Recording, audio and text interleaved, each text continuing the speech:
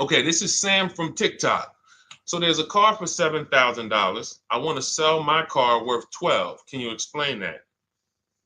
Um, well, who are you selling your car to? It's if you say it's worth 12, then all right. We only get offers to find out what our car is worth. We don't use algorithm sites because that's worthless. An algorithm site is a site like Kelly's Blue Book. You punch in your year, make, model, and in 3 seconds it tells you your vehicle's worth $12,000. Right now, we have companies that bid against each other. And what you want to do is you want to go on your computer, go to CarMax.com, go to Driveway.com, go to Carvana.com, go to AutoNation.com, go to Kelly's Blue Book Instant Cash Offer.com, and go to Car Gurus. All of them will connect you to somebody or some major buyer who pays cash for cars immediately. Literally, quick inspection, drop your check, and you're on to you literally, it's that simple. We are no longer at the mercy of private owners who are going to come by and look at our car and no one buy it and talk us down. There are extremely competitive buyers in the market that I've been telling people about since 2021 when we were cashing out. I was big on telling you guys during 2021 to 2023, during that whole pandemic run, cash out now, because the values of those vehicles will never see them again. So there are some people who cashed out, but that was also the beginning of showing people that you can sell to what is called institutional car buyers. And that is what stopped people from trading their cars. There are people who have learned from me, and maybe other people have mentioned this, that will never trade a car again because you're not getting the money that it's worth. So you go to those 6 companies, Sam, it should take you no more than 20 minutes. They're going to give you their best cash offers. And then you can sell to them and you can go buy something else. But what I want you to get in the habit of doing, everybody, is separating your transactions. What does that mean? Who you sell your car to is different than who you buy a car from. And you need to maximize each transaction. And you're never going to do that mixing all your transactions together, which is what most people do. They go into a dealer and they say, hey, I want to buy a car from you, and I want to trade my car into you, and I need a loan. 3 transactions. We don't do that. We separate them and we bid each one out using online tools. And that's how we get the prices we get. And that's how we pay less than everyone else. Okay. So the biggest thing, first thing, is go to those 6 websites: CarMax, Driveway, Carvana, KBB, Instant Cash Offer, AutoNation. And all of you who want to find out what your car is really worth, you go to these 6 websites, get your 6 offers, and then you'll find out what your car is really worth. We do not depend on any dealer to tell us what our car is worth at all. Okay? Shoot the next question up, Dolan. And you guys can continue to type your questions. We're bringing them in from all platforms. This is Terrell Taylor. By the way, everything that I'm talking to you guys about is out of my new digital book. It's called Cars from Home, 7 Steps to Saving Time, Money, and Avoiding Dealerships. Some of you may have it. If you have it, shout out to those who have it, and shout out to those who've used it to actually pay less than everyone else. And make sure I want you to be like Tiffany. Send me your deals. Send me your deals. When you get your cars, I want you to actually send me the results. Look, this is, oh no, that's not Tiffany. That's someone else who used the book. Look, used the book, got $175 a month less than her first quotes before she used the book. So send me, but you can get a copy of this book immediately for 75% off. It's normally $97. Go to my TikTok bio. You won't leave the broadcast, and you can have the entire blueprint. If you don't want to try to remember everything I'll be teaching you over the next hour, you can have the blueprint. You won't pay the $75. You'll get the 75% off. And we also have a comment pinned in the comment section for you guys on YouTube and on Facebook, and on Instagram. You go to my bio. So anyway, go get it, because it's only for 30 minutes. After the timer goes off, it's $97. It's still worth every penny. You can Google it. 5-star book. You can see all the people who rated it, all the people who's using it. This isn't a test. to do, but I want you to get it at 75% off. It's better to pay $24 than $97. Okay, Terrell Taylor. So you said, Terrell Taylor on YouTube said, I have $35,000 to $40,000 to buy a truck with. Should I buy a used or a late model new, 2022 to 24? So whenever we're considering a late model used car, this is a model like Terrell said that is 1 to 2 years old. Let me tell you why I don't like shopping for those first. I like to shop for a new price first. Whenever you are buying 1 or 2 year old used vehicles, you have to realize something. How do dealers get used cars? Trade, or they get them off lease, they buy them. When you have not waited 3 years, you're not going to see a lot of used vehicles in that option because most people don't buy a vehicle and then trade it in 2 years. So you're not going to see a lot of 1 and 2 year old used vehicles. I don't like that because when there's not a lot of a vehicle, the people who have that vehicle get to set very high prices that we have nothing to compare it to. And that's a recipe for losing and overpaying. I've had people come to me who are looking like you, and what I say is, I say, okay, shop for a new one first. I'm gonna tell you why. When you shop for a new one first, you get to see what the market value is. So take Sean. I'm showing Sean. Some of you have seen Sean. He got an F-150 Lightning XLT, $73,000 vehicle. Using what we teach and getting bids from home, using the Cars from Home system, he saved $21,000 on a new one. That was his best offer. He got multiple offers because we always get at least 5. So his best offer, he saves $21,000. If he had gone to look for a 1 or 2 year old one of this, he would have never known that the new ones he can save $20,000 off of if he shops right. Now, some vehicles, it might be $7,000 off, $10,000 off, $5,000 off. The point is, until you know what the new market is for a vehicle, you can't shop a 1 or 2 year old one. Because what happens if you shop a 1 year old version of what Sean got and he goes and he pays, he pays 65 for it because he thinks, or let's say 60. Let's say 60. A brand new one, 73. Someone else is charging 60. All right, it's 2 years old. Let me get that one. Not 15 grand off. Problem is, he just overpaid for a vehicle because he could have got a new one for less than he got that 1 or 2 year old one. That's why the recent shoppers, anytime you guys are shopping 1 or 2 year old, you have to shop new first to find out what the market is. Now, in my book, I have my strategies for shopping new online and shopping pre-owned. It's totally different. Pre-owned, you want to go to all the marketplaces. If a vehicle's not on a marketplace, y'all, don't shop. Don't look at it. What does that mean? You ever walk into a used car dealer and you see a used car, but there's no price on it? Type a $ if you've ever experienced this. If you've ever looked at a deal, you've been in a dealership, you see they have a used car, there's no price on it. Type a $ if you've experienced that. Okay, I see you, Terrell. Okay, perfect. I see you, Don Dickey. Okay, perfect. All right, we have enough people. All right, Makeover Forever Studios. I see you. Okay, Todd May, I see you. So this is a common thing. When you go and look at that vehicle, the most dangerous thing to do, I see you, Tony, is to negotiate on a car with no price because they can make the price up. When a car is on a marketplace like cars.com, carfax.com, carguru.com, carvana.com, carmax.com, these are all the marketplaces we shop for used cars at once. It's like a big round robin for us. This is how I want you to shop.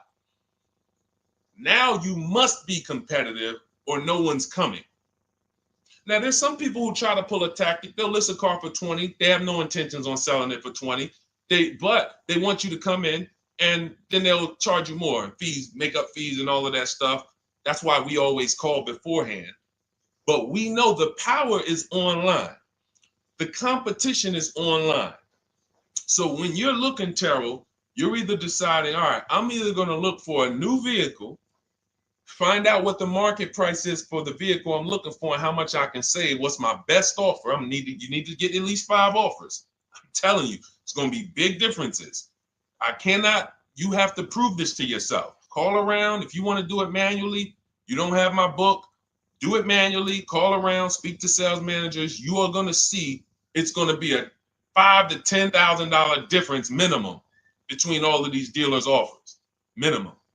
And so then you want to look at the pre-owned options. Then you look at the pre-owned options. And the pre-owned options will tell you what the market is.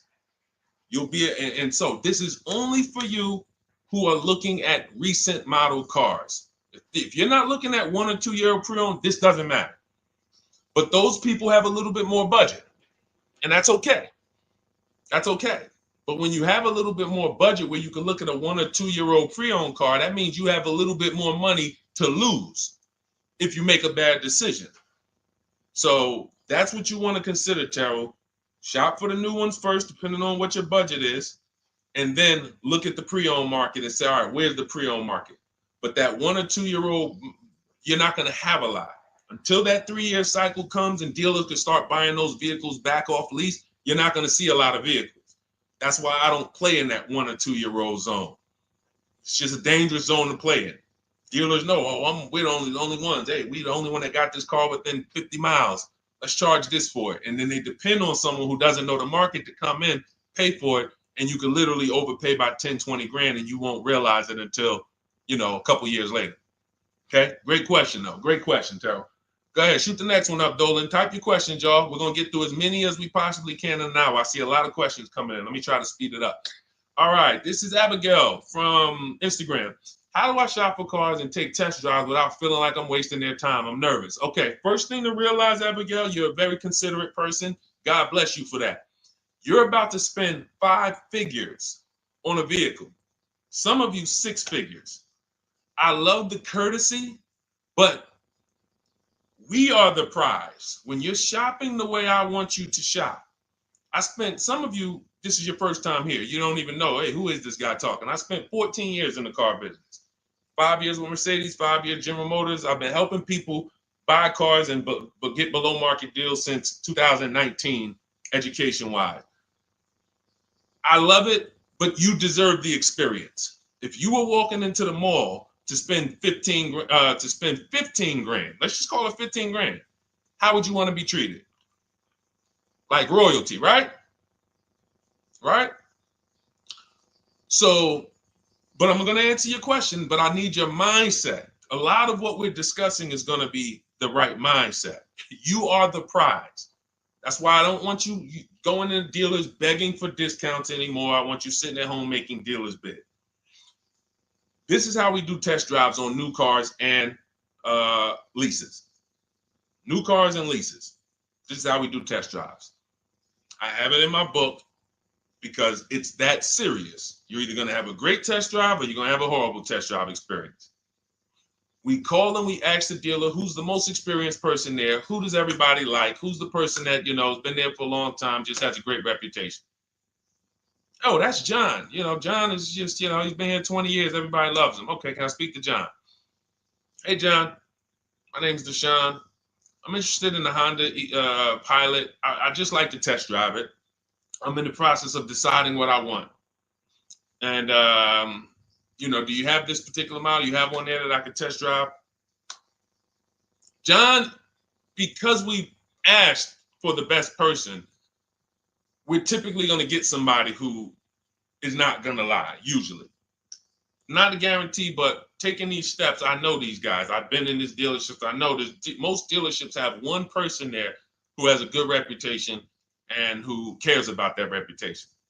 If you're enjoying this content, hit the like button, y'all. And Keith, y'all killing the likes on TikTok. Shout out to everybody who's hitting the likes on TikTok, to double tapping the screen. Appreciate y'all. And shout out to everybody who hits the like button. When we get there, we meet with John. We test drive. John, thank you so much. Can I have your card? I'll leave you my information. And if this is the vehicle I want, I'll be in touch with you. Perfect. Oh, Deshone, we don't sit down? We don't think, no, we never sit down. I'm telling you that there are things you must unlearn about the shopping process if you're going to win. And what does winning look like? Getting the most money off in the least amount of time. There's no leverage that you have when you sit down and try to negotiate with a car salesman. Every single dealer around you that wants to compete for your business, you can't talk to them while you're sitting in one dealer talking to a car salesman. That's why we don't do it. We get a card. Thank you so much. Listen, if this is the one for me, I'm going to give you a call. Simple. Pressure's off. There's no pressure in our system. You can't pressure us. That's what I want you doing. New cars, leases, that's how you test drive. 20 minutes, you're in and out. And I'm a car salesman at heart because that's what I am by profession. I would never develop a system that would allow you to waste car salesmen's time. I just wouldn't do it. I developed a system that when our people go get cars, look at Ansley. When our people go get cars, Ansley just got his lease, 1% lease, $58,000 Infiniti. Look, started the process Saturday, accept the deal Monday, all by email. $58,000 car, he's paying $554 a month, no down payment. We have tons of these. None of these people spent, look at Jared, lease like a boss, $569 a month down to $520, Volkswagen Tiguan, no money out of pocket. Let's go to a purchase. Pierre, pre-owned car purchase, got his 2022 Mazda, got a 20% discount off the original MSRP. This is 30 minutes. We are not spending more than 30 minutes in dealerships. Who doesn't want to spend more time in dealerships? Type me if you're like Deshone. I don't want to be in dealerships that long. You thought you had to be in dealers to save the big money, right? You thought you had to be in dealers to save the big money. I'm showing you as someone who pays less than everyone and who teaches people to pay less than everyone. Look, Kimberly, $20,000 off a Maserati, shopping from home. Because when you can talk to more people at once, the discounts fly off. And you see that all these dealers want to compete. So what you want to do, the best thing you can do to not waste people's time, Abigail, is to shop from home the right way. Because when you shop from home the right way, you realize it's only a few things you need to be in the dealership for. That's your test drive. I just told you how to set it up. With used cars, we do it at the end. But we're only there for a second. In fact, when you go to pick up your car, they're going to tell you, thank you. This was one of the most easiest deals I ever made in my life. Because you came in, you emailed us, you knew what you wanted, you gave us the information we needed, we made you an offer, you knew what you were decisive. We have all these scripts. By the way, in my book, I have all the email scripts. You don't have to even think about what you're going to say. It's literally copy and paste, copy and paste, copy and paste, copy and paste when we're shopping for new cars and leases. With used cars, before I go to the next question, I want to hit on the used car process. Used cars, we must test drive at the end. We can't test drive used cars over here and then go and buy another used car over here. So what we do when we narrow our choices down on all these marketplaces to our top 5 favorite vehicles, we need to verify that there's no bogus fees. When I was shopping for my Infiniti truck, I narrowed it down to 4 vehicles. But I'm going to tell you something that's the most, who's bought a used car in their life? Type the letter U. I need you guys to program what I'm about to say into your brain cells for the rest of your life. Type the letter U if you bought a used car or if you plan on buying a used car one day. Type the letter U. All right, I see you, Michael. Don Dickey, okay. Terrell, I see you. Glizzy, Tony, okay. Lori, I see you. Victoria. Anybody who plans on this, let me tell you how. Okay, let me tell you how. All right. See, when I'm about to reveal big stuff, I got to kind of see how I want to say it. The marketplaces that we go to look at used cars on, They're never going to tell us what a great price is. And I'm going to tell you why. The only thing that matters, let's say we're looking at 4 white Honda Accords. 4, they're all white. These are the cars we want. We've narrowed it down. We're looking at 4. They all got similar miles, and they're asking price is $20,000. The marketplace is going to tell you what they think a good deal is based on algorithms. Based on all the vehicles listed on the market, this is a good deal. This is a bad deal. Here's what matters. How much was the original price of each vehicle?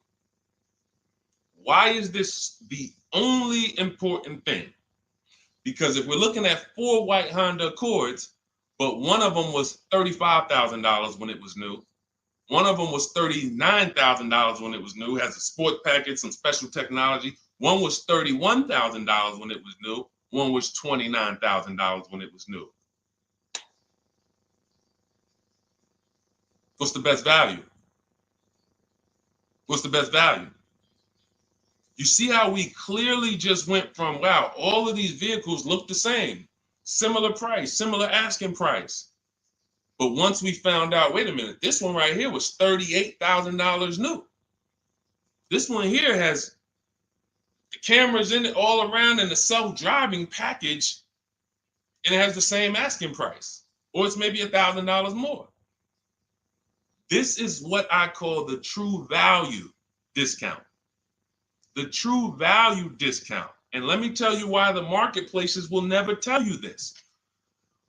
Because if they advertise the true value discount, someone has to be at the bottom.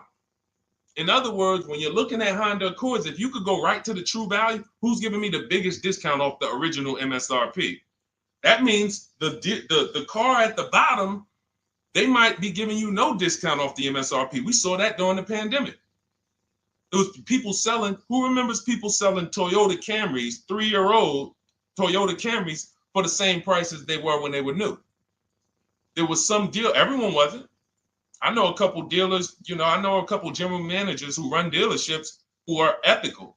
And they said, look, I don't care what the market does. I can't sell a used vehicle for the same price it was when it was new. I'm not doing that. Because when that customer comes back in 3 years to deal with me, I'm going to have to help them again. And if I bury them in their car, then I'm not going to be able to help them. But there were plenty of people who was. The true value discount is all that matters, which means we have to know what the car was new. We have to find the Maroni label. We have to go on the Carfax. We have to go to where the window sticker is and get the original price. And then we'll clearly see, oh, that's the best used car. And no one else shops like that.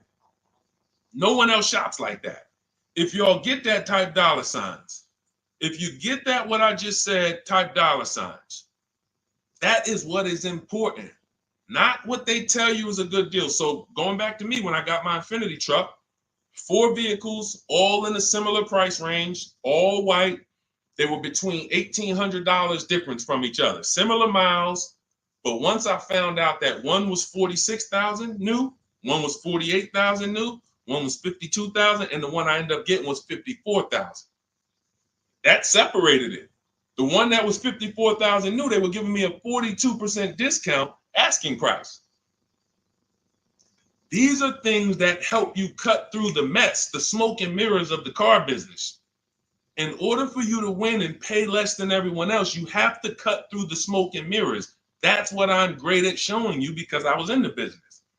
So these are the things that, again, if you say, Deshone, I need the whole blueprint. I need to give me the step-by-step. I'm leasing, used cars, high mileage, new cars. Give it to me step-by-step. That is my new digital book. It's called Cars from Home, 7 Steps to Saving Time, Money, and Avoiding Dealerships. It'll be in your inbox in literally 5 minutes, and you get yours for 75% off. Support yourself and support your family by getting your copy. Go to my YouTube comments. We have a link right there pinned for you guys. We have a link in the Facebook comments. Get your book for 75% off for the next 30 minutes. You'll see a timer on the page. Now, if you're on TikTok, click that picture of me and go to that link in my TikTok bio and click the one that says 75% off to activate the 75% off link. Get your book so that you never have to wonder about this. Now, we're going to continue, but I just know as we answer more questions, some of you are going to forget that. What we just went over in the last 10 minutes, this next question, you're going to forget all of that. All right? Now, Dennis Gamister from Instagram, on a lease agreement, does the deal use the MSRP or the discounted price? So when we're shopping for leases, this is what we do. We get all our offers this is how we construct our offers. If you've ever looked on these commercials and you saw, well, Deshone, when I look at leases, though, it seems like, one, they limit me on miles. And then I also see that they want a bunch of money up front. You are correct.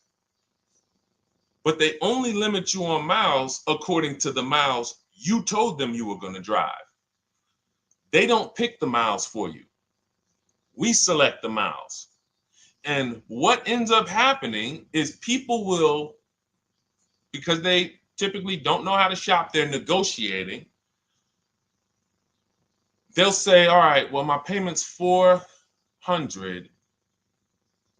That's my budget.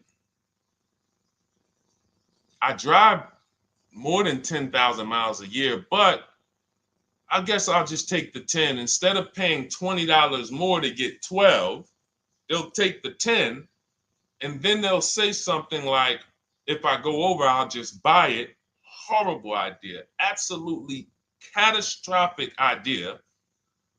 Or if I go over, they blame the lease.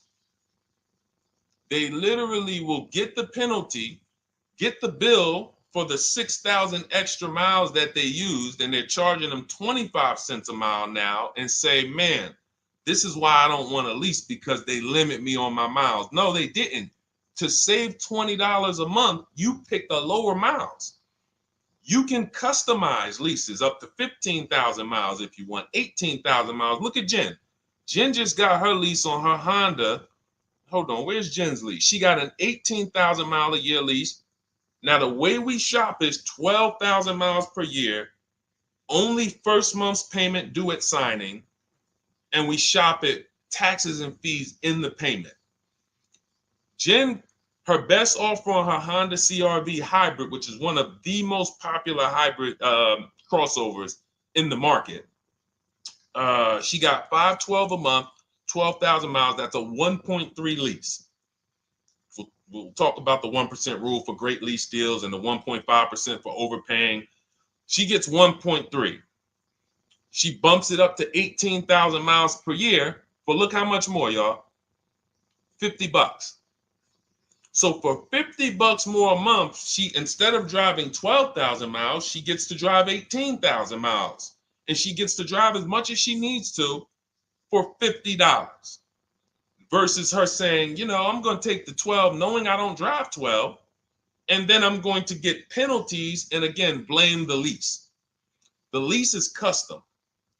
And the first time I learned about high mileage leases was when I was working at Hyundai. I was a manager at Hyundai for a short period of time. It was a highway dealer. The guy ended up going to jail. It was typical, like, you know, I've worked in some dealers, some phenomenal dealers, but this one was like, if you ever could imagine the prototypical highway scam dealership, I mean, this was it. So I was only there for 6 weeks, but I was a manager, and what I saw was I was taking care of this guy's lease who was just finished with it. He had 72,000 miles on it, and I went out there and I said, wait, you leased this? 72,000 miles? He said, yeah, I always lease now. He said, I used to come in every time I bought a car, my negative equity was ridiculous, $15,000, $10,000. I had to keep writing these big checks.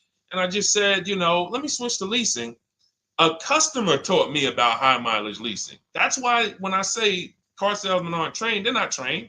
We learn things by intuitiveness and curiosity, and you know, we're not trained on finance and insurance and leases versus buying, none of that. You know, so anyway, I said, wow. And so I looked at his payment. This guy is only paying like $175 more a month, not even, to drive 25,000 miles a year. So if a normal Hyundai lease was $299, he's paying $450, $475, and he's driving 25,000 miles a year. Boom, drops it off, Boom. No negative equity, none of the trash that most high mileage drivers are dealing with. So when we are shopping for a lease, we have to shop with our template. Whenever you're getting your lease quotes, it's 12,000 miles a year, first month's payment only due at signing, taxes and fees in the payment. Assume tier 1. That's what we blast out. In my book, I have something called the 25 to 5 strategy. We connect with 25 dealers online. You use my email scripts, copy and paste. We're going to get 5 offers. This will take you. You saw Ansley. He said, I started it Saturday. By Monday, I accepted a deal. This doesn't matter. This is a 24, 48-hour turnaround to start getting offers on these vehicles. Now, once we're looking at offers, we take the MSRP. We take the monthly payment. We divide it into the MSRP. So let's just say we're shopping for a vehicle. It's $40,000. One of our offers is $400 a month. $400 a month. No money due at signing, just $400. We drive off. We divide that into the MSRP, not the selling price, the MSRP. So now we divide that into 40,000. We can see and we multiply by 100. That's a 1% lease. The 1% lease rule has been around for the last 20, 30 years. If you could lease a vehicle and the offers is under 1% of the MSRP, it's a steal. Great value. Because a $40,000 vehicle with no money down to buy would cost probably $800 a month on a 5-year loan. So it's incredible value. It's a steal. You don't have to worry, am I overpaying? Nowhere near. You're still in the vehicle. And we have some people who shop from home using the car. If you're Deshone, do those deals really exist? If you're on YouTube or Facebook, you can see right now. Look, Greg got a 1% lease on his Kia EV6 Win, $527 a month, $56,000 vehicle. Look, Zafrina, $579 a month, $65,000 vehicle. Ansley, you saw Ansley's Infinity. Rosalie's Infinity truck. Right here. Look, it's paying $592 a month, $59,000 vehicle. 1% lease deals are out here when you know how to shop. Now, that's a steal. That doesn't mean that's the best. That doesn't mean, if I can't get a 1% deal. In order to get a 1% deal, you have to not just shop. You need major support from the manufacturer. The lease program has to be good. The rebates have to be good. The residual value have to be good. The money factor, which is the interest rate, have to be good. There's a lease program that no dealer can control. So when we get these offers, that's how we're judging them. Divide the monthly payment into the MSRP. In my book, I have a calculator that I created where we put all our offers into it, and then it spits out what we call counter offers. So we get 5 offers, 7 offers. We put them all into this calculator I created. Again, this is the best $24. If you get there for $24 before that 30-minute timer and you get your copy, it'll be the best $24 you ever spent. I hold myself accountable to that. You can Google the book and read the reviews. There's software that we created that that's how you're judging your leases. You're looking and you're comparing to the 1% rule. Now, when you get to 1.5%, we can't make those deals. We're paying too much for a vehicle that we're giving back. We have to see, there was no indicator before I created the 1.5% rule. As much as I love educating people on leases, the only people who should be leasing is if you're not keeping your cars 8 years. All of you long-term people who you keep your cars more than 8 years, don't think about leasing at all. You should be shopping for below market purchases. But if you're not keeping your cars 8 years, you're losing thousands of dollars not leasing cars.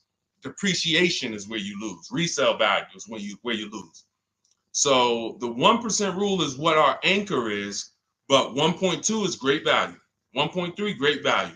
1.4, good value. 1.5, good value. Anything over 1.5, now we're paying too much for a vehicle that we're giving back. So that's how we're judging. That's how we're judging and comparing our lease offers. And with the calculators that are in my book, you can literally do this in seconds. This stuff, these mathematical things that used to be complex, even hard for me to explain, when you're using the stuff in my book and you're seeing, wait, There's calculators I can do this. Boom, boom. Why don't these calculators exist on Google? Because anything that makes dealers compete, they're not going to make for you. They'll make stuff for you that allows you to see more and do this and make it easier and faster and connect to get a loan quick. But competition, any tools that create competition, they're not going to make those for you, because that's where the real money comes off when you make dealers compete. Okay, so you want your copy of Cars from Home, 7 Steps to Saving Time, Money, and Avoiding Dealerships. Click the picture of me on Instagram or TikTok. It's going to take you to my bio. You won't leave the broadcast. Click that link and then click the button that activates the 75% off, and you'll have 30 minutes. Once the timer goes to 0, the $97 price is what you have to pay if you want it. It's up to you, but $24 is much better than $97. $97 is still a great price. I have no doubt that you guys would write me, especially the more you use this. 1, 2 cars, 3 cars. You get 1 lease this year, a used car next year, a new car in about 4 years. And Deshone, what about when websites change? What about, this is an online system. Websites go out of business. Vroom went out of business. They were in my book. We used to get bids from them to sell cars to them. When we were shopping for used cars, they were in my multiple marketplace strategy. They went out of business. I went right into the master file, updated the 9,000 people that had a book. It was probably like 2,000, 3,000 at that particular time. And the next time people opened the book file, there was no room. That's why the book is digital. That's one of the reasons. You'll see the other reasons is I have scripts that I link you to. I have PDFs I link you to. Videos I link you to. I couldn't do this with a real physical book. So again, in the YouTube comments, in the Facebook comments, we have a link for you guys to get your book at 75% off for 30 minutes and use it. All right, Dolan, shoot the next one then, brother. Let's go. How old of a used car should a person buy? That's based on budget. I like to start with, when we open those marketplaces, Tony, you want to start with the most recent cars. The first thing you're doing when you open up the marketplaces, y'all, first of all, we're creating accounts. Out of all those marketplaces I named, 6 or 7 of them, we use 8. We use eBay Motors, we use Carfax.com, we use Cars.com, Autotrader.com, CarGurus.com, Carvana, CarMax, Driveway, and that's 8. 7 of those, or 6, allow us to create an account. Why is it important to create an account? So that every single new car that matches our criteria, as soon as it's listed, we get a notification. The people who have that notification on, most of them don't know how to assess the market like I'm showing you. So even if they get a notification that the car was just posted, they're not going to have the information to take advantage of it. They're going to hesitate. What we do is, the first thing we do after we create our account is we're now assessing the market. Where's the low prices? Where's the high prices? And I'll usually go 3 years back, sometimes 4 years back, and let's assess the market. Now, I have another calculator in the, matter of fact, let me show this to you guys. I have another calculator. It's called the Perfect Budget Calculator. The Perfect Budget Calculator. What this does, you guys can't see this on YouTube, but you can see it on you can't see this on TikTok. But if you go over to YouTube, Facebook, or Instagram, you'll be able to see what I'm sharing right now. Now, what often happens is, let me share this. Hang on. Boom. Okay. So now what often happens is, a lot of you will say, I could put down $2,000, but, if I don't have to, then I won't. Or, if you get a car and you pay $15,000, if you pay $500 a month for 5 years, that's a lower price you paid than paying $500 a month for 6 years. So ways to manipulate our budget is to shop within our budget for a shorter loan. This is all stuff where I said, okay, people don't know they need to be doing this. So let's make a tool that does it for them. And this is, you get access to this when you get your copy of Cars from Home, my book. So let's say we do something called an equity assessment. Everybody who has a car, remember I was mentioning a little while ago, we go to these websites, Driveway, Room, or all these, and we find out what our car is worth. Let's say you're like, man, okay, if I sell my car to CarMax, I'm actually going to have $3,200 of equity. All right, so when I sell, I'm going to put that into my budget. All right, now max, my down payment, max I could comfortably do is $1,500. That's max. Now, we use the average interest rate, and in my book, I give you a link to see what the average interest rate is at the particular time you're going to be shopping. Let's just say it's 6.9. Now, we enter a comfortable monthly payment. Let's say you're like, all right, I don't want to go any more than $425 a month for 6 years. That's my max. You enter your state so we can pull the taxes and we can pull the fees. New Jersey, calculate budget goals. Now it's going to ask you a comfortable monthly payment on a 5-year loan. You might say, all right, same thing. I still don't want to go over 425 no matter what. Perfect. What this does is create multiple goals. And it creates multiple goals. It creates a starting point. Now, if you find a car at this price, $18,776 or less, you can do a 5-year loan, use none of your equity, so this will go in your bank, and use none of your down payment. Now, next goal may be, okay, $22,000 or less. 6-year loan, no equity, no down payment. So the first two goals are no money down goals. If I find a car anywhere in these price ranges, I can do these deals, no money down. Now, this is one where I use my equity, but no down payment. Goal number 4, I use my equity for a 6-year loan, no down payment. Now, goal number 5. Now you can see the price of the car is getting higher.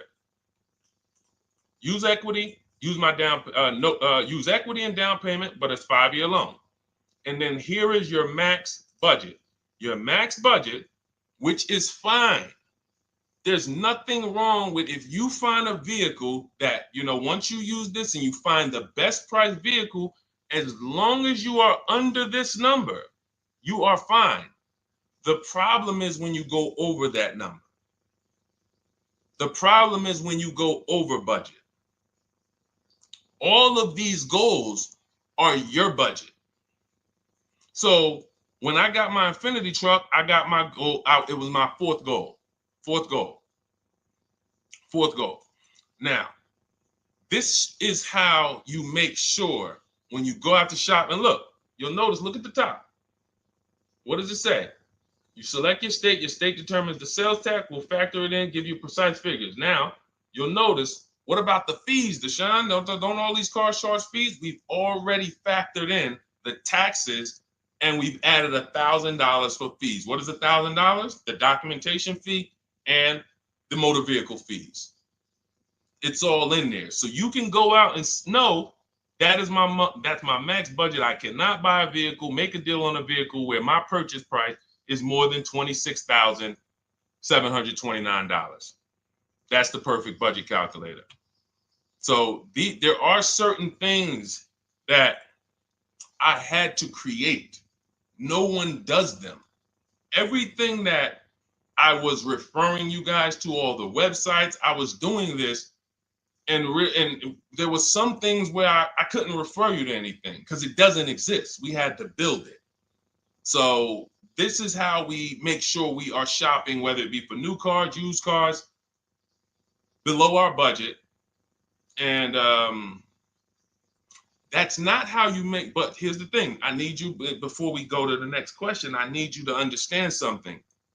That doesn't make sure you pay below market price.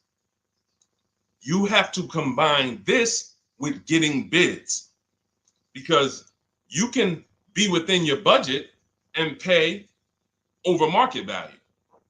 There's 3 types of prices you can pay for a car, whether it's a new car, used car, or lease. Did you pay market value? That's what everyone's paying. Average. Did you pay over market value? Our only deals we make are below market value. And the way that happens is through bidding and creating a marketplace around you where all these people are competing for your business. That is how you combine that with the budget. This will keep you below your budget, but it does not guarantee. If I gave this to you, all of you would be like, this is great. I'm never going to go over my budget again.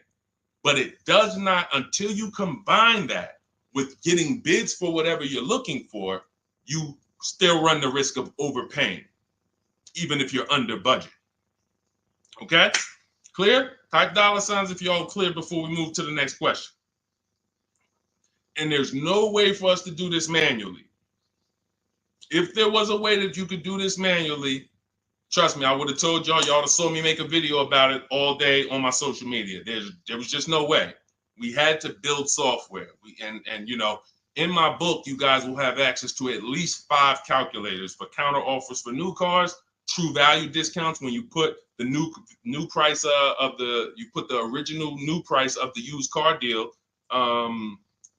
whatever used car you're buying, you put the new car price in, and then you put in the asking price, and it tells you the true value discount, perfect budget calculator. We have at least 5 softwares that I've custom built, and you know, to make sure you guys get great value. So again, you know, I didn't want to be the person who said, you know, you guys know, there's plenty of people who be like, man, the value I'm giving you guys, I'm gonna charge $2.99 for the book, whatever. The people who pay, they'll save the money.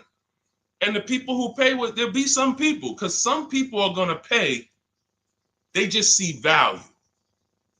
Poor people look at cost. Wealthy people look at value. People who are into financial literacy they don't ask themselves, how much does that cost? They ask themselves, what's the value I'm getting from that?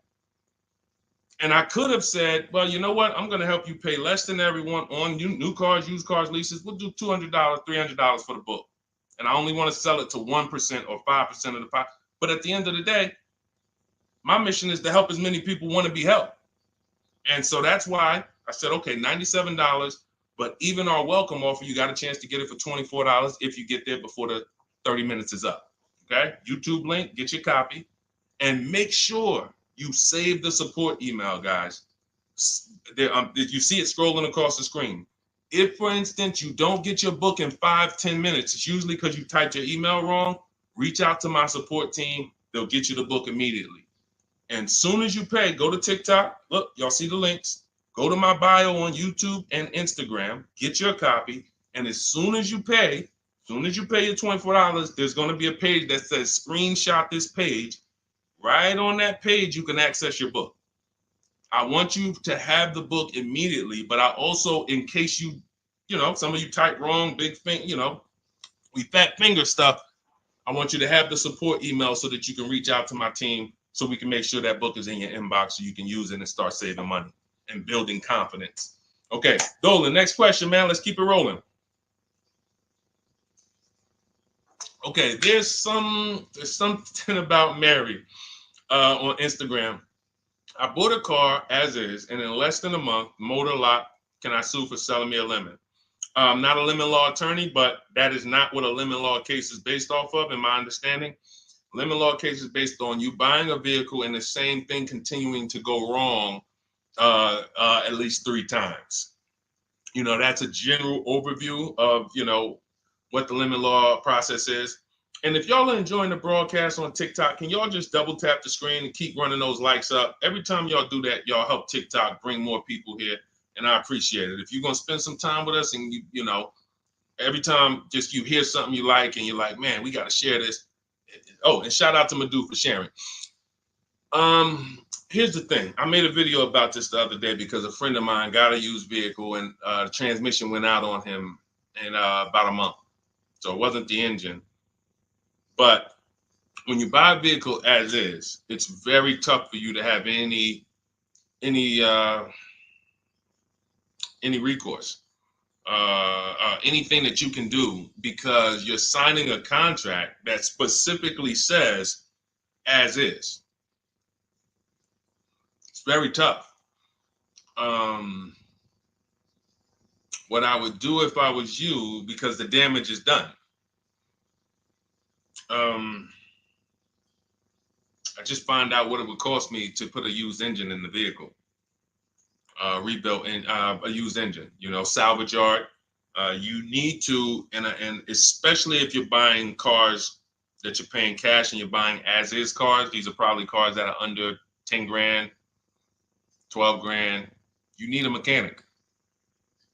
See, because that's a strategy. There is a great strategy called buying inexpensive cars and having a local mechanic so you could do what's right. Oftentimes you could drive those cars for a year or two and sometimes sell them for what you got for them because you've outlived the depreciation. Those cars are not depreciating as much unless you overpay for them. If you overpay for it, then it's going to drop because you overpaid for it. But if you pay a great price on some of these vehicles, you can oftentimes win with this, but it requires skills. One of the skills is, how do I avoid engine issues, transmission issues? So a couple things for those of you who may be going this route, you need to narrow your search down thoroughly based on title history, service records, accident history. That oftentimes you'll see, if I typed in right now 2018 Subaru Outback longevity. That's one of the things we do. It's in the 4th step of my book. Before we get prices on anything, we do a quick 5-minute search to make sure these aren't bad cars. There are bad cars out there, but there's data that shows us. If I type that in, it'll tell, okay, these vehicles are known for lasting 100,000 to 300,000 miles, depending on how they're maintained. That means you could have a quality vehicle, but if it wasn't maintained correctly by the first owner or owners, it's going to break down. The life cycle is cut short. These are preventable mistakes by simply checking Google. Now, we narrow these things down based on title history, service records, accident history. Once we do that, I don't mind buying a 10-year-old. I bought a car that was it's my around the city car. I drive it probably 200 miles a month. I bought it from a owner in South Orange. He was a 98-year-old man. He's had it for 10 years and he knew everything about it. He leased it for 3 years, then he bought it.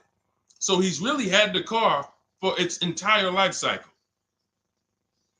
That's what you want because you're able to look and see the service records. I don't mind. We have to take the risk off of ourselves, and the risk off of ourselves with used cars to prevent ourselves from buying these used cars that are breaking down on people and they're always in the shop and, they're dying on the road and you got to keep the tow truck on speed dial. It's simply a matter of checking to see the reliability records of the car, which is easily accessible on Google, the way I just said, and then making sure the one we get was actually maintained correctly. And that's going to give us the best chance of having a great experience. These are the steps we must take. But in your particular case, there's probably, I don't think you have a case. You can certainly reach out to a lemon law attorney. I don't think you have a case at all. I think because it's buyer beware with cars. It's buyer beware. That means it's on you. If something goes wrong, it's on you. And so what I would do is I would find a local mechanic that I trust, that everyone loves in the neighborhood, and I've been there for 10 years, 20 years. And I would say, listen, can you find out what it would cost me to put another engine in this vehicle? My father did this on his GMC Envoy about 6 years ago. It was a 2008 Envoy. The engine went out on him. He put a new engine in the vehicle. One of the best $2,000 he ever spent, $2,000 or $2,500, whatever it cost him. They put a new engine in that vehicle. He still has it. He's about to sell it for about $4,000. He's had that vehicle from 2013. Think about that. A lot of people, engine goes out, they sell the car. It's worthless now, so they take the loss. Meanwhile, man, let me come up with $2,500 and I still got no car payment for the next 6 years. We don't need to be so quick to go replace our cars. If we follow these strategies, we can actually, I love to see more people doing that. Just go fix the car. But don't go to the dealership to fix it when they tell you, hey, the engine's gonna cost $10,000. And what does the dealership say, y'all? When you have these major issues and the dealership tells you the transmission is $7,000 and a new engine is $10,000, what's their suggestion? What's their suggestion when they tell you that? Because they already know you're gonna be like, yo, what the heck? I can't pay all of that. What's their suggestion?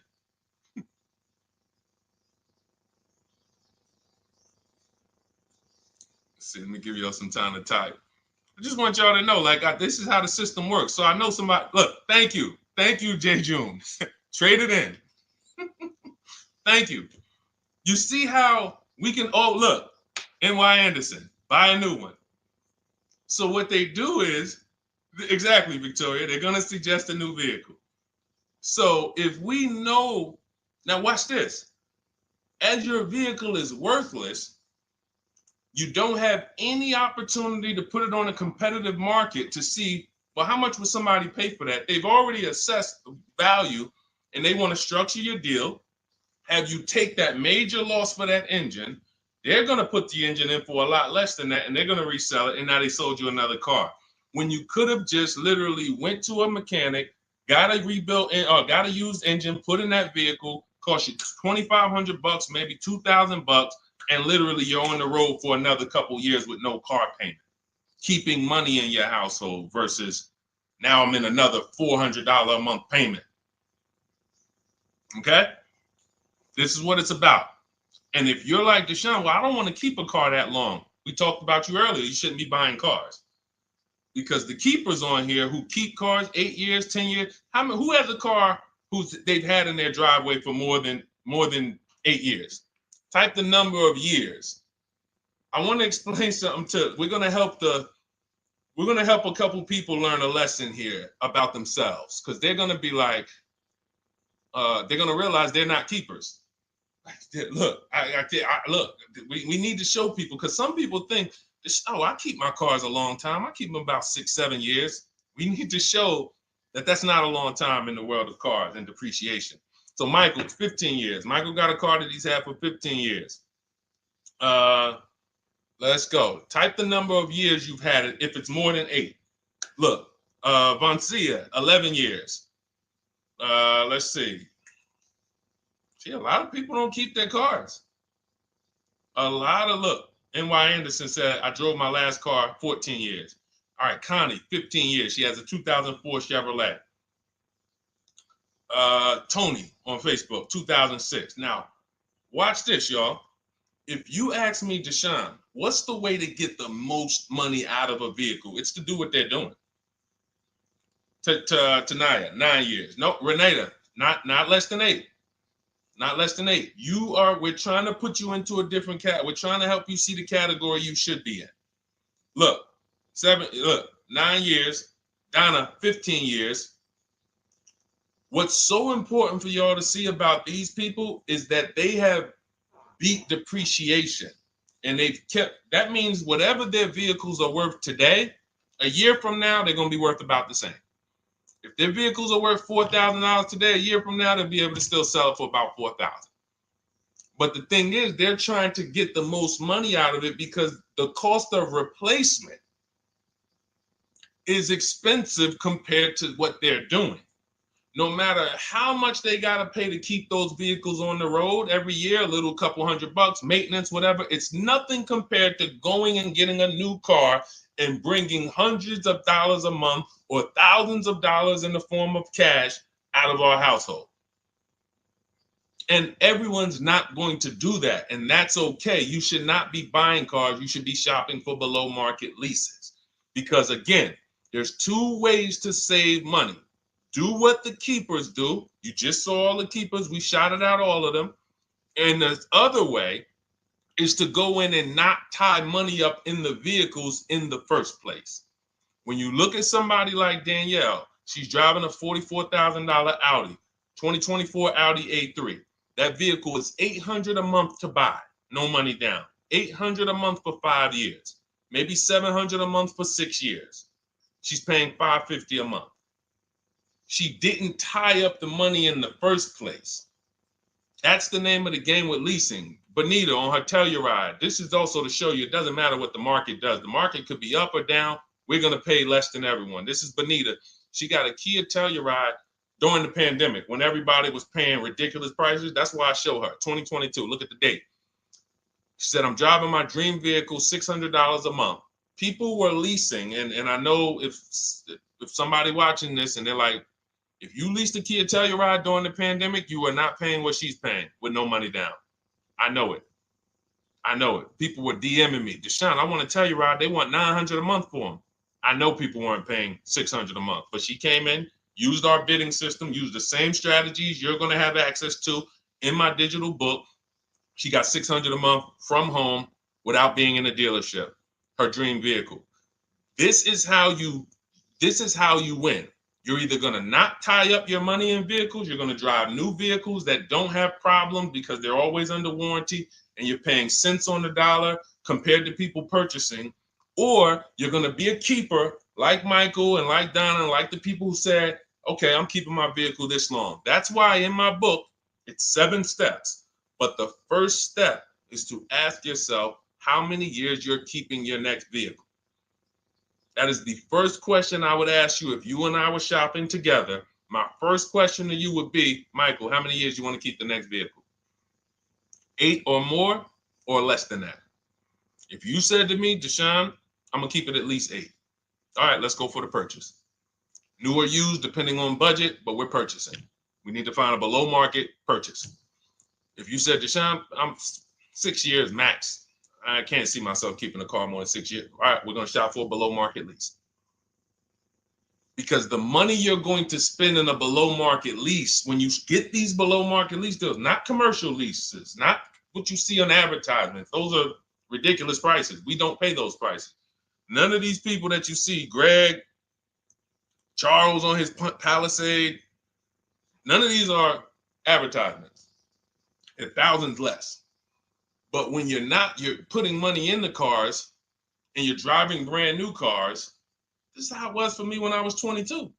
This started for me at 22. I was working for Pontiac and I leased a brand new Pontiac G6. It was $256 a month.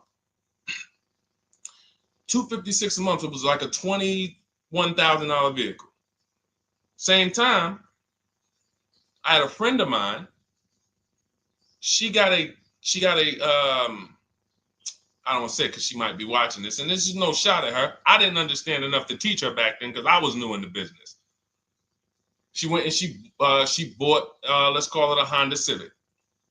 Now my car was bigger because the G6 was a mid-size vehicle. The Honda Civic is a compact vehicle, but she bought it. $20,000 vehicle, 22, whatever it was at the time, paying almost $500 a month. Like that's a $500 payment. That's what it is. So my young household, I got a newborn daughter. I got a new car I'm paying $256 a month for. Same time, it's got families around me. They're in their 20s, but they're paying $500 a month. This is what showed me, wait, something's going on. And I never stopped. I bought a used car at that time, but since I've had 4 Infiniti leases, I've had a Jeep Grand Cherokee lease, and people always think, gee, you must be paying ridiculous money. I see you get new cars every 3 years, but they don't. I'm driving $40,000 cars, $45,000 vehicles. I never paid over $400 a month. Not one of my lease payments was ever.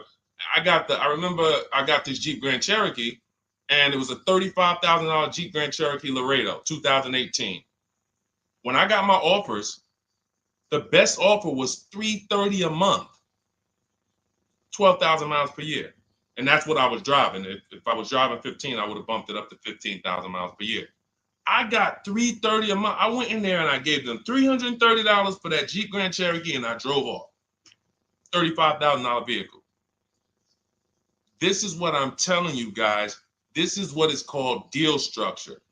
If your deal is not on the right foundation, if you buy, but you should have leased, you're overpaying by thousands and thousands of dollars. And you're going to have subpar vehicles with that run out of warranty, and you're going to have the same payment. You're going to have higher payments.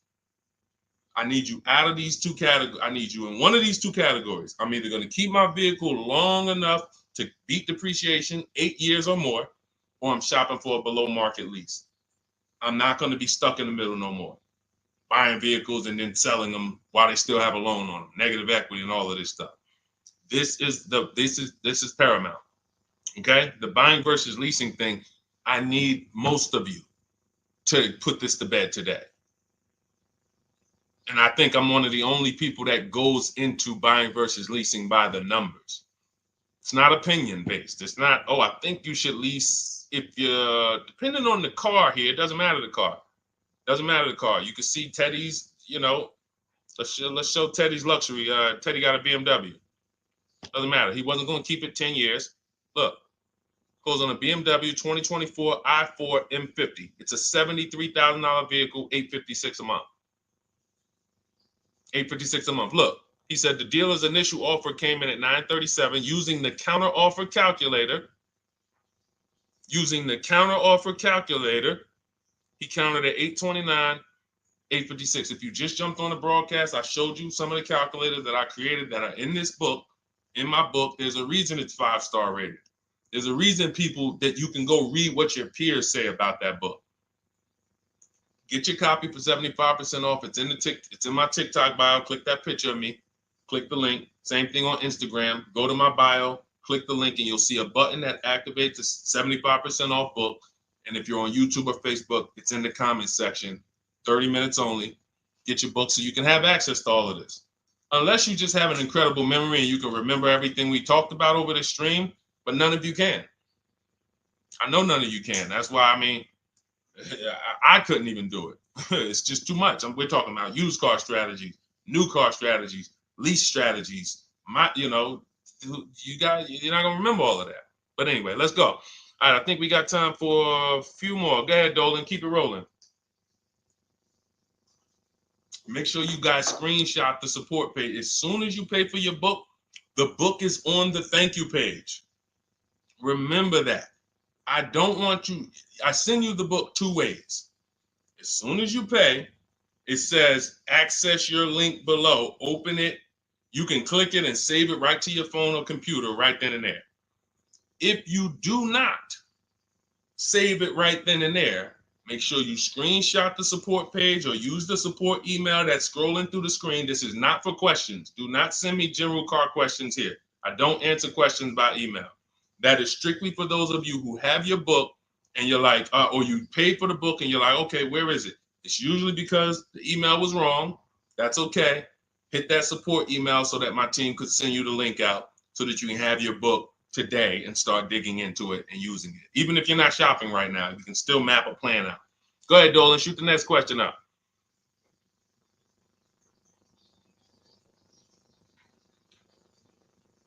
All right, this is Victoria from TikTok. Any tips for how I can get the highest trade-in value for my existing vehicle? Of course, bids. Bids. First of all, you just said a curse word. You may not know, but we don't use that T word here because you're never going to get anything. You're not going to get a max value for anything trading. We are fortunate that we have the opportunity to get bids from cash buyers in the market. And I'm not talking about cash buyers like Facebook Marketplace where a person, it's one of your neighbors from your town coming to look at your car. I'm talking about institutional cash buyers. People who cut a check instantly and, they do an inspection. That Jeep Grand Cherokee I sold to CarMax, they were the highest bidder 3 years ago during the pandemic. I'm not going to tell you what I made because those values don't exist anymore. So it just doesn't even make sense. But, those of you who were watching my videos earlier 3 years ago or using my tips, you guys cashed out and made ridiculous money. When corporations were trying to make money on people, we made money too. But CarMax won the bid. I went down there. They did an inspection on the vehicle. They came back. Accounting department came, cut me a check. I walked away with a check. That's it. You don't want to trade. You want to sell. You want to break your not even break your transactions. I need you, Victoria, to realize there are three transactions in a car deal. Who you're going to sell your car to, That's one. Who you're going to buy your car from, that's another. Who you're going to get your loan from, that's the third one. Now, you're not always cash buyers. Deshone, I pay cash. Then you don't need that. Deshone, I don't have a vehicle to replace. Then you don't need that. But how do we make sure we get the highest value or the biggest discount? Bids. Each one, we make the market bid. So when what you should do right now, Victoria, this is step 2 in my book. After we decide whether we're going to buy or lease our next vehicle, that's step 1. Then we move to what is called the equity assessment. We need to find out, do we have equity or negative equity? Equity assessment. We call our bank. If we have a loan, we find out what our payoff is. Then we're going to go to carmax.com. I'm going to give you the 6 companies. This is the equity assessment process. We do this for leases too. I don't know if we have time to go into that, but I'm sure there's people on here who didn't know you could sell a lease. Type a question mark if you didn't know. Deshone, what do you mean selling leases? I never heard of that before. Type a question mark if you didn't know you could sell leases. We have an equity assessment process for that too. But what you would do is you go to CarMax, Driveway, Carvana, Kelly's Blue Book Instant Cash Offer. This takes 20 minutes. Auto Nation, Sell My Car, and Car Gurus, Sell My Car. Car Gurus, Auto Nation, Kelly's Blue Book Instant Cash Offer, Driveway, Carvana, CarMax. 6 offers in 20 minutes. That's bids. See, everything we do is a bid. That's how we have peace of mind. We don't negotiate. We make people negotiate with each other. There's 2 schools of thought. I want to remodel my kitchen. I want to remodel my whole kitchen. I go in and I have 5 people come out to give me a quote. One of them comes in and I start negotiating with them. Hey, you got to take less. Hey, you got to take less. You got to take less. I don't know if it's a good price or not. But when I come in, the first person comes in, I say, hey, okay, great. Is this your best offer? I'm having a couple other people come by. Oh, okay. Okay, thanks a lot. Next offer. Oh, next offer. Oh, well, listen, look, I could beat that. Oh, I'll give you another 5,000 off. They're competing against each other. When someone knows you are shopping their competition, you're making them compete with each other. They're negotiating with each other, not with you. That's a bar. Type of exclamation point if you got that. When people know you're making them compete with their competition, they're negotiating with their competition, not with you. That's the power of bidding. That's why we got grandmothers and single mothers that can come in and do this. That's why we got people who can come in and do this. You know, how are people getting these prices? Not negotiating, because they're making people negotiate with each other to earn their business. They're making banks negotiate with each other to earn their business. It's a beautiful thing. Banks and dealerships depend on you not making them compete. They want to negotiate with you and try to make you imagine and make you think, well, that's the bottom. That's the bottom. And you think that's the bottom, but that's only their bottom. Their competition's bottom is different. Their competition's best interest rate is different. Their competition's best discount is different. And why is what we do so easy? Because we're right here in our houses. That's why our entire system, our company, my book, our mindset is called Cars from Home. Cars from Home. It encompasses everything we do. Cars from Home. So that's what you do, Victoria. First thing you do is you go to those 6 websites, get your 6 cash offers, and that's going to be higher than any dealer you would ever consider trading the car to. Guaranteed. And this also allows us to eliminate the fake emails we get. All of this stuff is computer generated. I know you guys get these emails. Hey, Deuce, great news. We need your 2016 Kia Optima. We have a customer looking for it. We'll pay you $2,000 over MSRP. Who's gotten those emails? We'll pay you $2,000 over Kelly's Blue Book. Who's gotten those emails?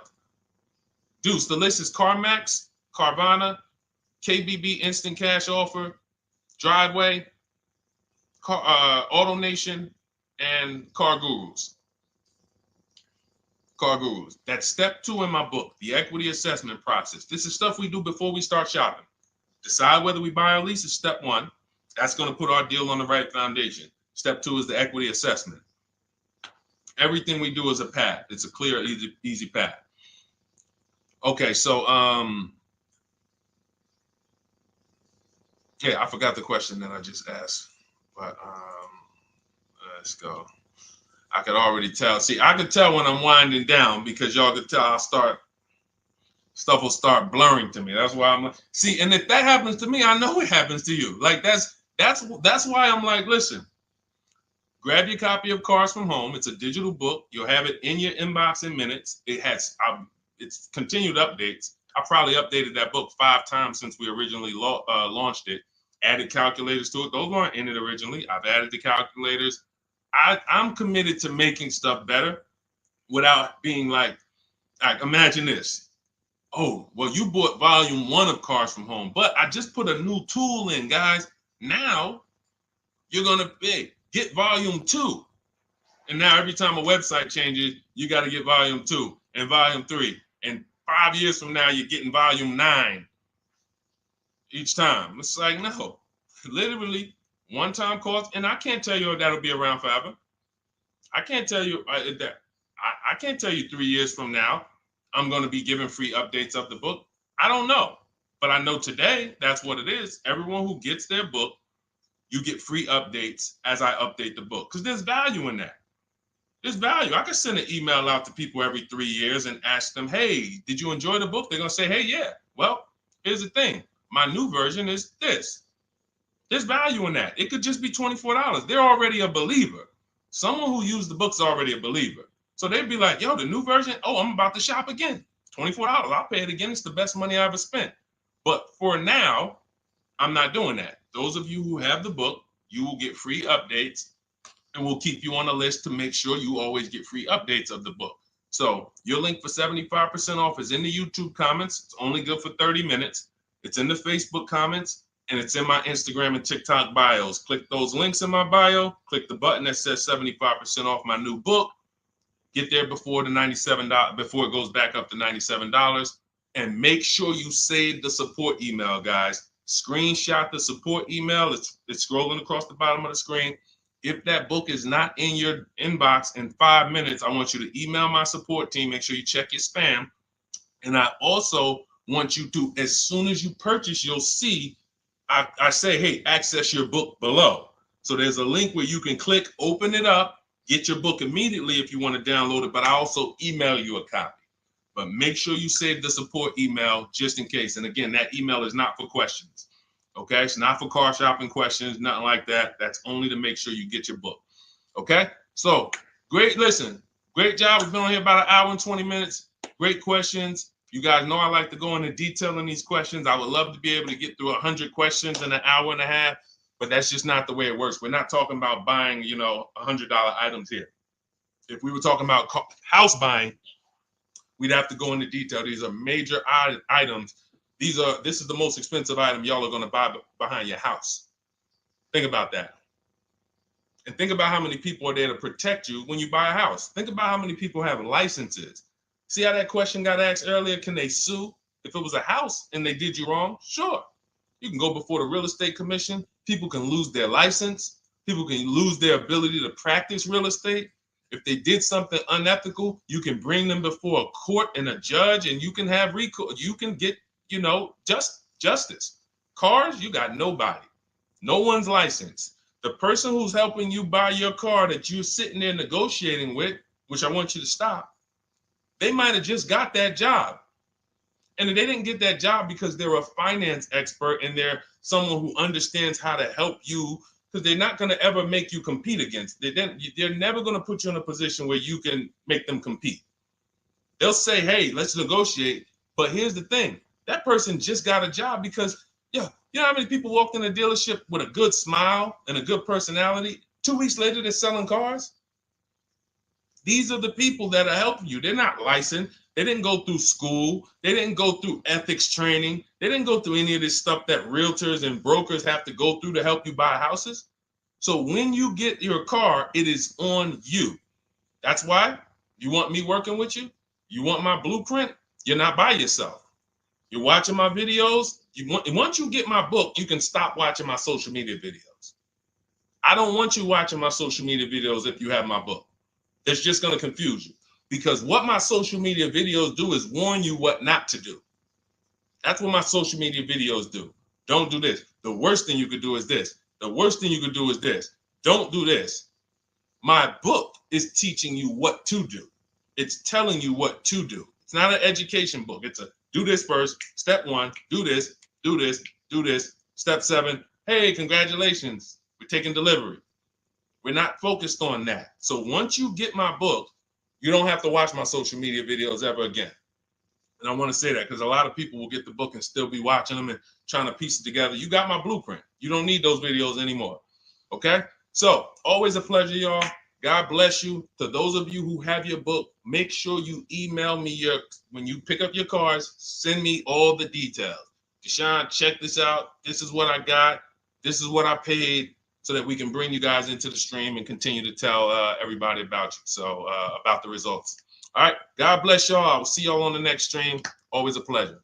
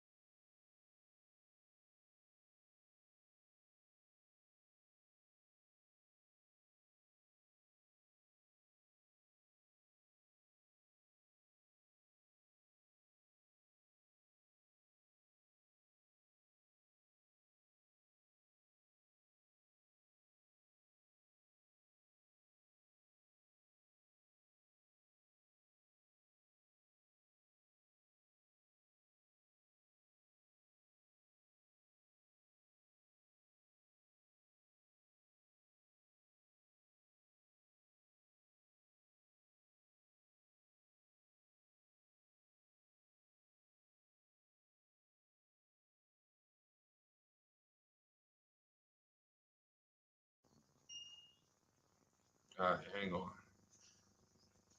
Welcome to Car Shopping Questions and Answers. We are going to be going deep on all your car shopping questions. No question is off limits.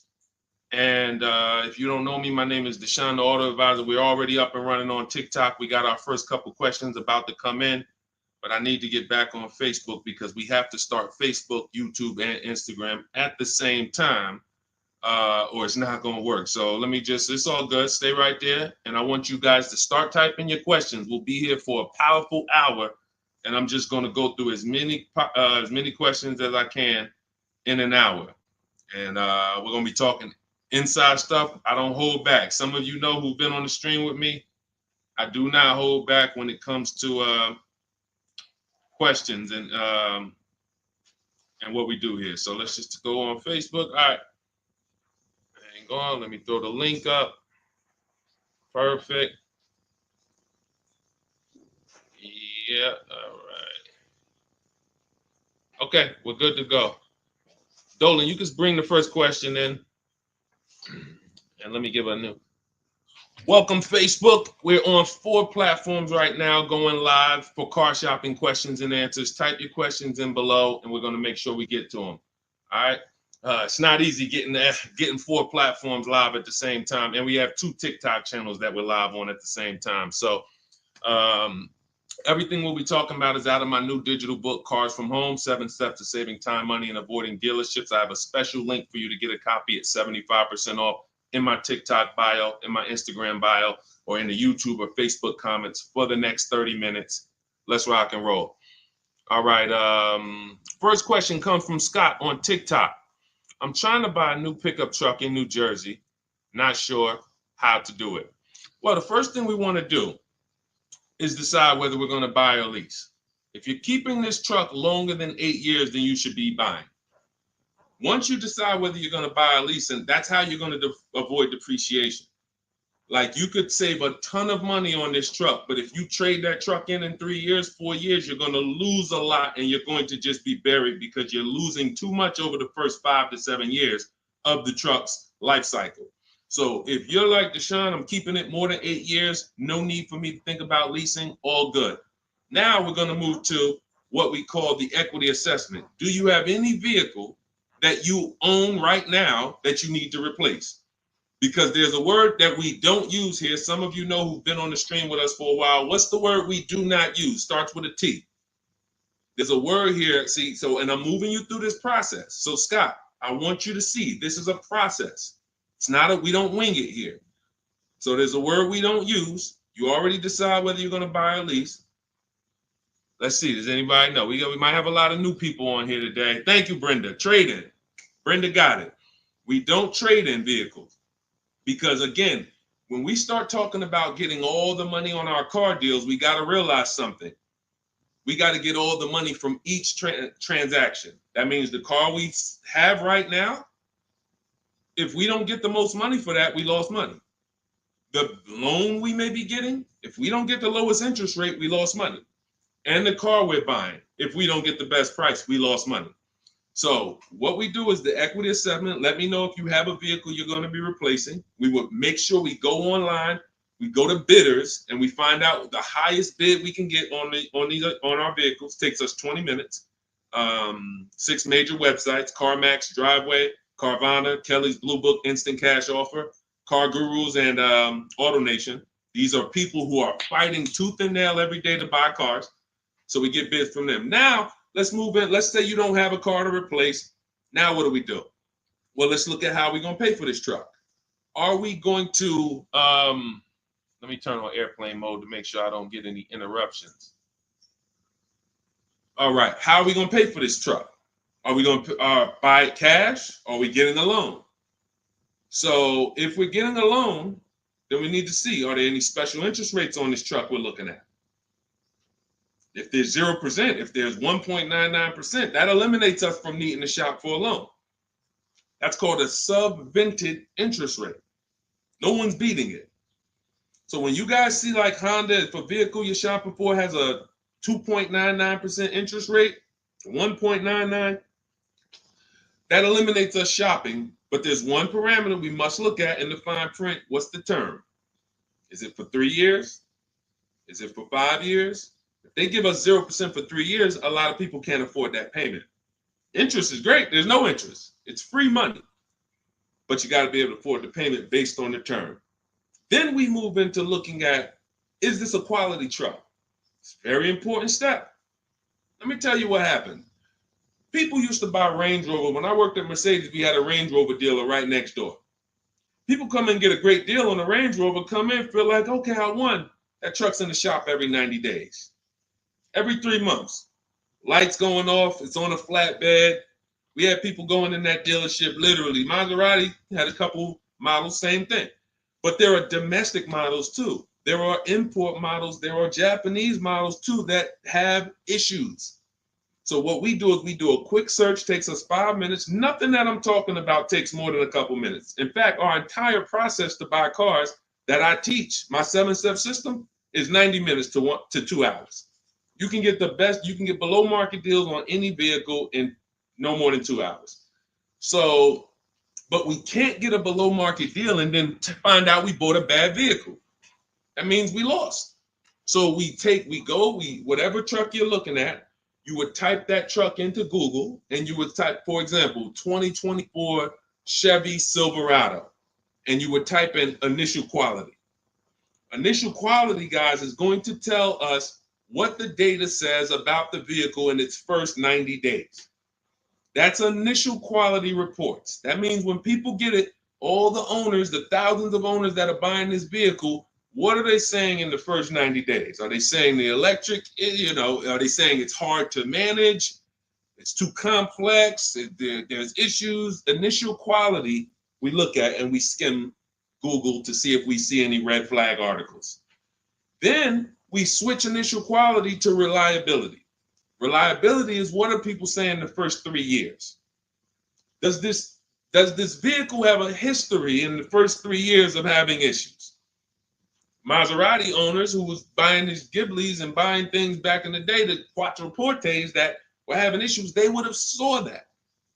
And they would have made a decision not to buy those vehicles. These things, this 5-minute exercise prevents you from nightmare ownership experiences.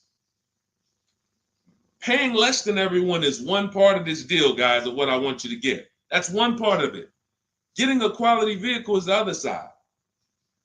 And you can't have one without the other. Great price, not a quality vehicle, we lost. Quality vehicle, we paid market value or above market value, we lost. So we need to get both. So then once we find out, okay, the vehicle I'm looking for, it has great marks, there's no red flags, now we move into getting offers. And very simple, we get offers right from home.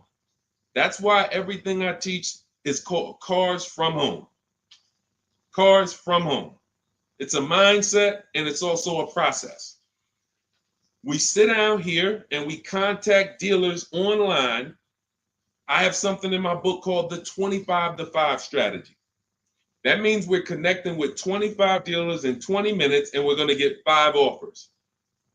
It is important that you must get 5 offers because 4 of them are going to be overpriced. I can guarantee you that. Right now I've worked with 2,200 people personally around the country, and we have about 9,000, approaching 10,000 people that have my digital book, Cars from Home, in their hand in the last 4 months. So when we look at the data, not to mention I shop myself, you know what I'm saying? I've used this. I know you may think every dealer has the same price. They're all different. They're all different. That's why your best deal, and pay attention to what I'm about to say. In fact, hit the share button if you're locked in. Share this with one friend because one friend might be out there shopping right now, overpaying. All right.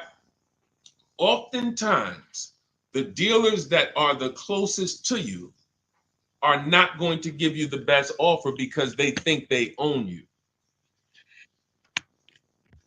I'm going to say that again.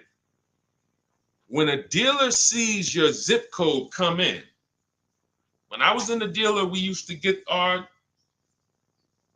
we call them leads. Anyone in sales, you know the term leads. When we see that the zip code is a zip code that is right here, 5 minutes away, 10 minutes away, 20 minutes away, there's a mindset there that this person is not going to shop. So they're not going to give you your best offer in many cases. What you're going to get is an overpriced offer, and you won't see it until you learn to speak to dealers that are a little further away from you. Now, if you're doing it my way, you're using my book, you get your copy for 75% off. You won't pay the $97 price. I have email scripts in there. We don't talk. You use these email scripts when you're buying new cars and leases. We have a different process for used cars, but we still don't talk. You have to, and what's happening is you're going to see that sometimes the offers that come from 45 minutes away, an hour away, are your best offer because they're trying to take business from their competition. Some of these smaller dealers as well who don't have the foot traffic, they're not getting 100 people coming in on a weekend. They have to depend on strategically winning business. They're using the internet to reach out and connect with people that are far away from them, and they're beating their competition. But if you're programmed to go right into your local dealer, you're never going to get their prices. Type a $ if y'all are following. Type a $ if you're following what I'm saying right now. Type a $ if you're locked in right now. Type a $ if you care about your money and you're like, you know what? We're going to unlearn all the things that we were programmed to do. I'm going to tell you here's how we know we were programmed. And if I wasn't in the car business, I'd be just like y'all. That's why it's my mission to teach. You know how we know we were programmed? We never learned to buy cars. We were indoctrinated in a way of buying cars. We didn't consciously make a decision, approached it and said, this is how I'm going to buy cars. We were indoctrinated into how people buy cars, and that's what makes the dealer principals in these dealer groups, Fortune 500 companies that trade on Wall Street and make billions of dollars, because they have a predictable way that they serve the customer. It's not for the customer's benefit, it's for profit. So when you start doing this, and Scott, I just gave you the first 5 steps of our process. When you start doing this, you're going to see that the same people who you thought really liked you, Charlie down at the dealership that he sold cars to you, your parents. When you start making Charlie compete, you're going to see Charlie wasn't really for you. You're going to see that. The same person who, man, we always bought cars from him, but when you start making them compete, things change. Things change dramatically. And that's going to reveal to you, oh man, Charlie, how long you been overcharging me then? How long? See, because one dealer's best offer is not another dealer's best offer. So it's not like Charlie's lying. When he says to you, hey, listen, Ashley, listen, Miss Whittington, I can't do any better than this. This is our best offer. He may not be lying, especially, you shouldn't be there, but we do this, we never talk numbers in a dealership. But once they say that's our best offer, that's their best offer. When you hear from another dealer online, it's a different best offer. Another dealer online, it's a different best offer. And then you start saying to yourself, okay, I just need to find a dealer whose best offer is the lowest among everybody. But we can't stick with one dealer, because you'll never see how much you're overpaying by dealing with one dealer. So that's the process, Scott. That's the start. If you embrace that mindset, you're going to win every time. My 2 favorite words are multiple offers. You want to protect yourself from overpaying on anything. I don't care if you're getting your house renovated, multiple offers. Those of you who's not a good negotiator. Before we go to the next question, because I see we got a lot more questions coming, and keep typing them, and Dolan's going to pull the next one. Before we go to the next question, who's not a good negotiator? Type me. Not a good negotiator. I know we got some negotiators on here. We got a good amount of people, but who's not? You just don't like it. You're either not good at it. You don't like confrontation. It's just not your thing. Who'll be honest and let us know. It's not your thing. Okay, I see you, Brenda. Okay. All right, I see you, Tony. Okay. I see you. Let's go. Okay, we got a bunch of negotiators. Okay, I see you, Michelle. Okay, they're coming in now. Okay. Multiple offers is, you never have to be a great negotiator. If you embrace multiple offers, you never need to be a great negotiator, because what happens when you start getting multiple offers, you're not negotiating with the person trying to sell you something. You're making them negotiate with the other people trying to sell you stuff. Big difference. When you negotiate one-to-one, you're negotiating with a person. When you make other people get bids and you get multiple offers, now those people are negotiating with each other to win your business. That's how we have deals. That's how we have people like Danielle here, who she got her Audi. She's paying a ridiculously low payment, $550 a month, $44,000 vehicle, no money down. That's how somebody like Sean saves 20 grand off of his F-150 Lightning here. Wrote me in. Now pay attention. Pay attention to what I'm about to tell you about Sean's deal. What's so important is he saved 20 grand, 21,000 off his new F-150 Lightning. But here's the big thing. When I asked him about the deal, I want to find his post. He said to me, no other dealer, I want you to see this. He has shopped locally. Where are we? I think this is it. Okay, hang on. Okay, I'll tell you what he said. He had to go 150 miles out to get that deal. He had to go 150 miles out to get that deal.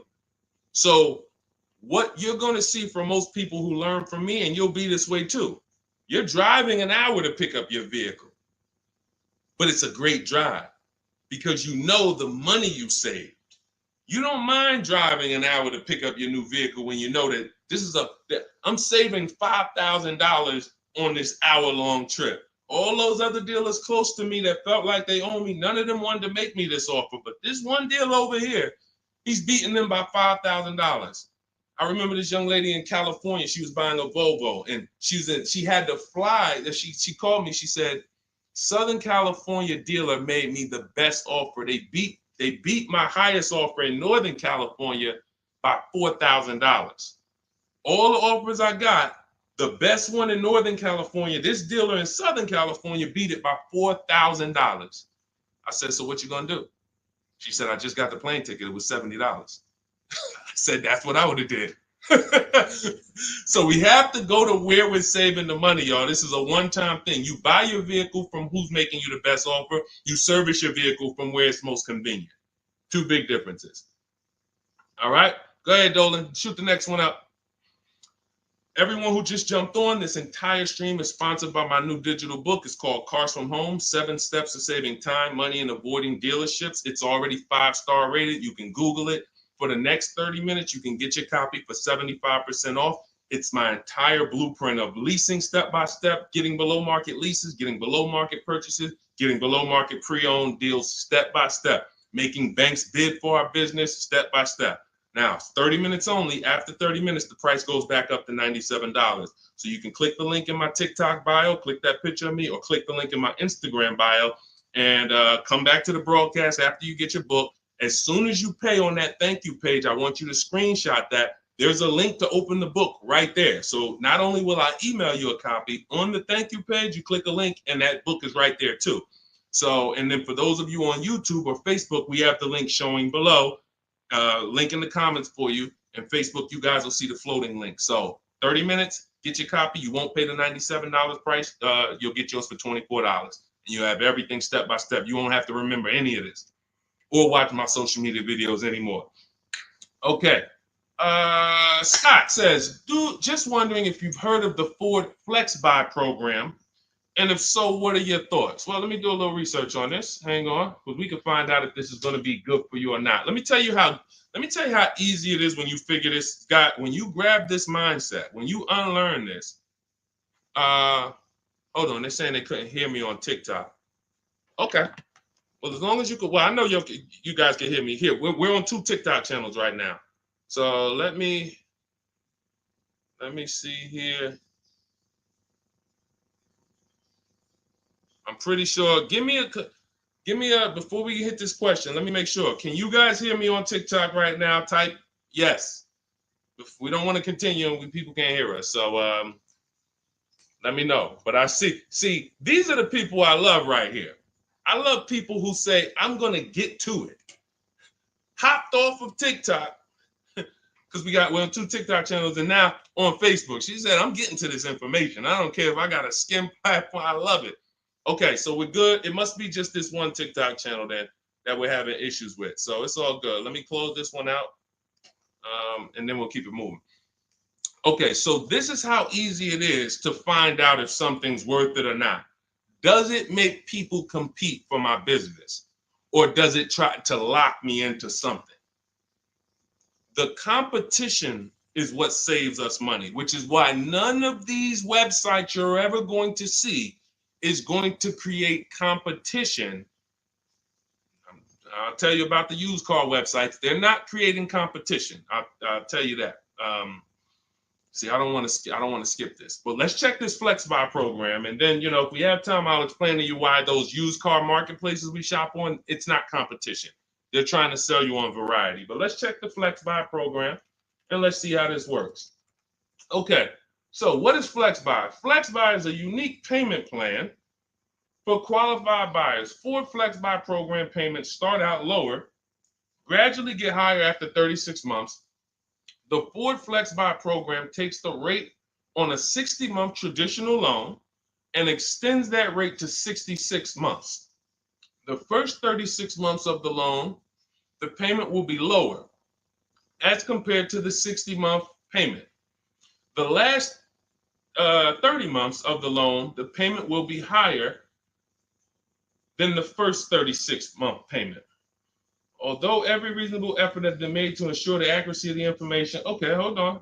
Let's see. I'm going to tell you what I don't like about this already, and I need more information. If this is in any way adjusting to the market rate. I'm talking about if the bank says like think about an adjustable rate mortgage. Some people have had a fixed rate and some people have had an adjustable rate mortgage. The adjustable rate is good for the lender because the lender says, all right, here, pay this rate that we agree on today, but in 3 years, 5 years, and 7 years on an adjustable rate mortgage, let's talk about what your new rate is based on what the market rate is. If that's in any way like this is trash. Because the banks will say, all right, well, for the first part of the loan, we're going to do one interest rate. And then we'll look and say, midway through, what's the market rate? And if the market rate's lower, great, you win. If the market rate's higher, then you lose. So here's the thing.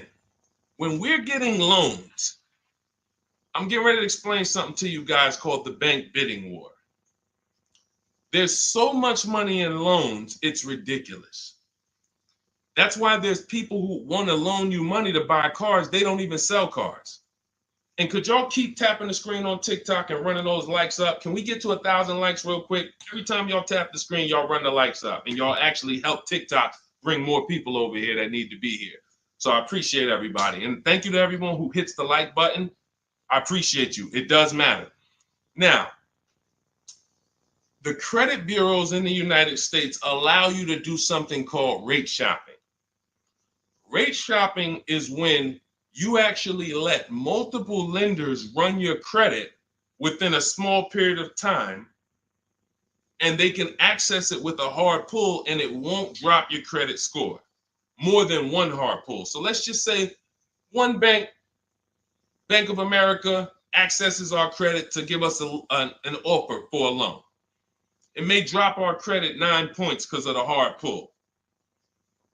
If we shop within the rate window, we can have 50 banks at credit unions run our credit, and it's going to affect it the same 9 points. That's called the rate window. I haven't heard anyone talk about this. I've been talking about this for literally over 2 years. I think I have a couple big videos that you guys have shared, watched, that talk about how to do this. When you are getting your offers from banks, you want to get them after you've already found your best deal on your car. Because once you get your best deal on your car, you have everything you need now to go to the bank or go online, call the bank and get an offer. Who's had a bank tell them when they call for some type of offer, the bank tells you, well, we need you to have a car first. Who's had that happen? You call and you're coming and you're shopping for you're trying to get a pre-approval or something like that, and the bank tells you, well, we need what car are you buying? We need the car details. Well, that doesn't really make sense, right? I'm trying to get the offer so I can go get the car. But in the case of how we do it, we find our best deal on the car, then we come home and we let multiple banks and credit unions fight it out. Fight it out. Because I guarantee if this Flex Buy program doesn't allow you to shop for your rate and compare whatever rate they're going to offer to whatever rate you're going to get, you're going to lose with that program. And all they want you to do is see that, hey, well, we're going to give you flexible payments. They're trying to hook in people who just like, hey, that sounds good. Not realizing, well, if you just got a rate that was just got an interest rate that was 2 points lower, your payment would be $40 less a month.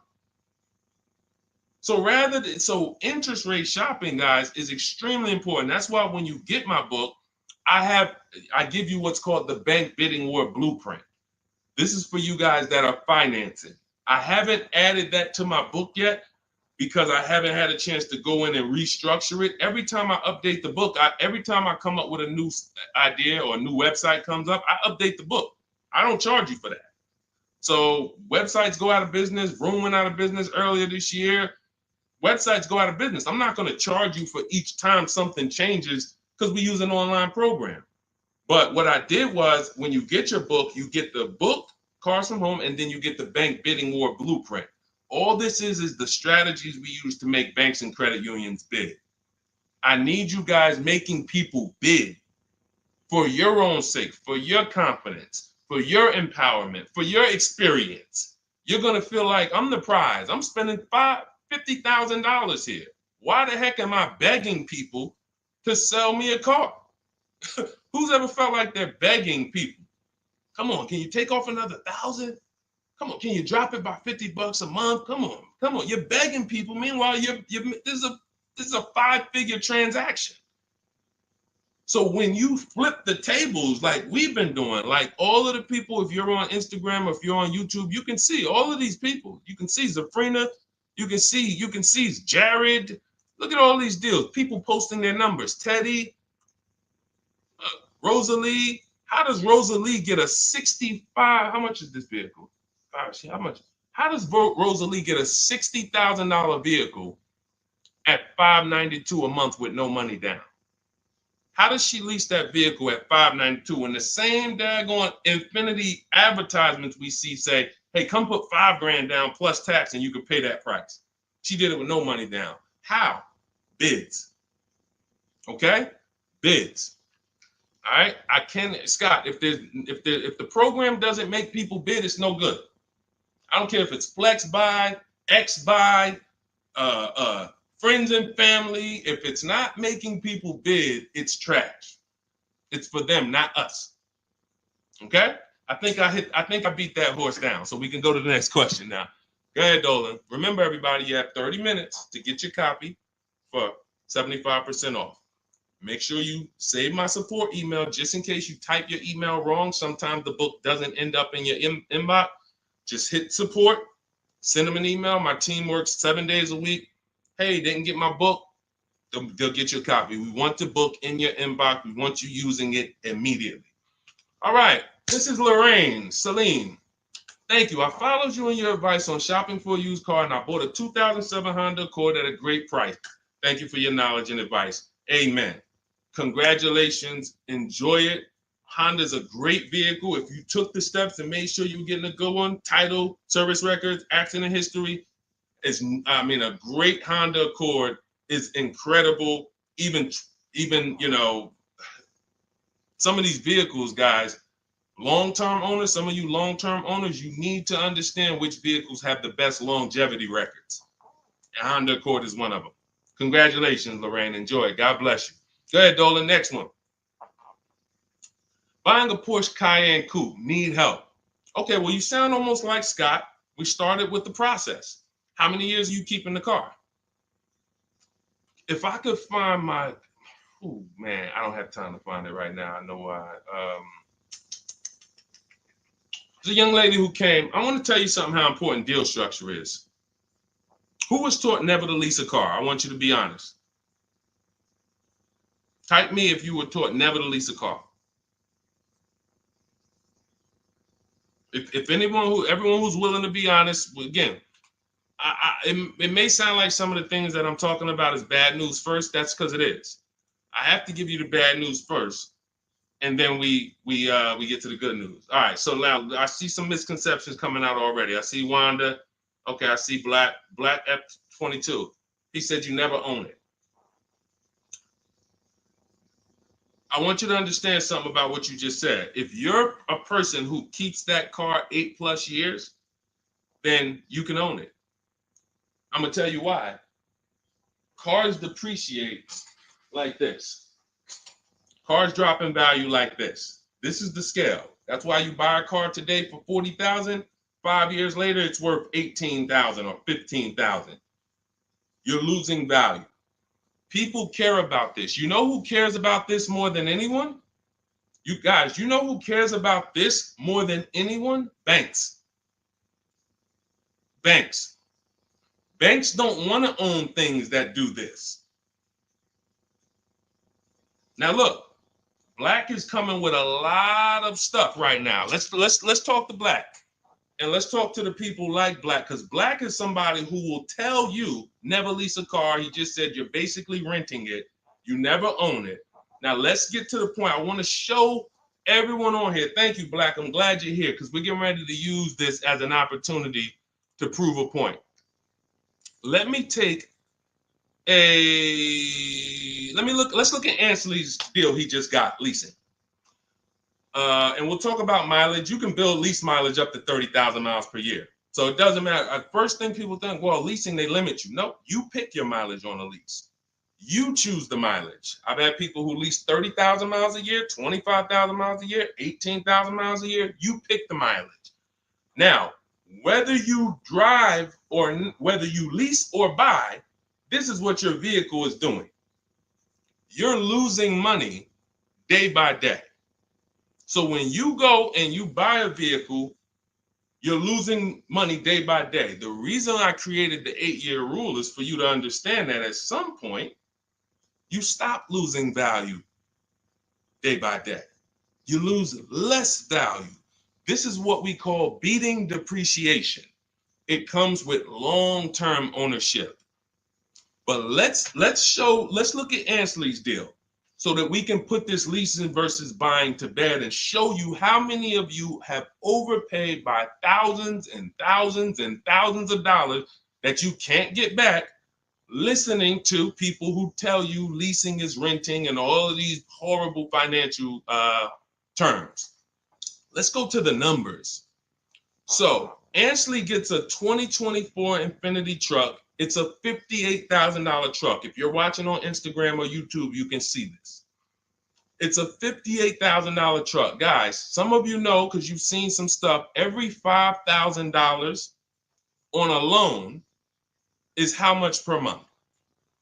Every $5,000 we borrow on a loan, 5 years, is about how much per month?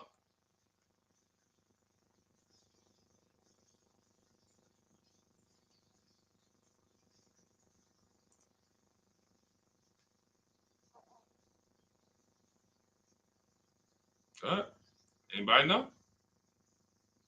Thank you, Michelle. $100. Told you, shout out to the people who tapped in, locked in, locked in. See, I love the people who are locked in. It's some people who just, they sleep at the wheel. I need the people who are locked in. I'm really only talking to you. Now, that means this vehicle that Ashley went in to get, his $58,000 vehicle, if he would have just said, all right, I want to buy it because I was taught leasing is renting, how much is it going to cost me a month? No money down. Let's figure, we're going to compare apples to apples. No money down, because when you put money down into the deal, that confuses you. That actually makes you think you got a better deal than you really did. When you evaluate deals with no money going into them, it's easy to see where the best value is. Now, Ashley would have been paying $1,200 a month for 5 years. $58,000. That's not even full tax. Let's just round the tax to 60. Let's just say $1,200 a month. But Deshone, what if he got a good discount? Okay, I'll give you one better. Let's go extra conservative and let's play that game. Let's pretend that he's using my strategies and he found out a way to save a huge amount of money off this brand new Infiniti. He's getting bids, he's using my strategy, but he's not leasing because he's been programmed not to lease.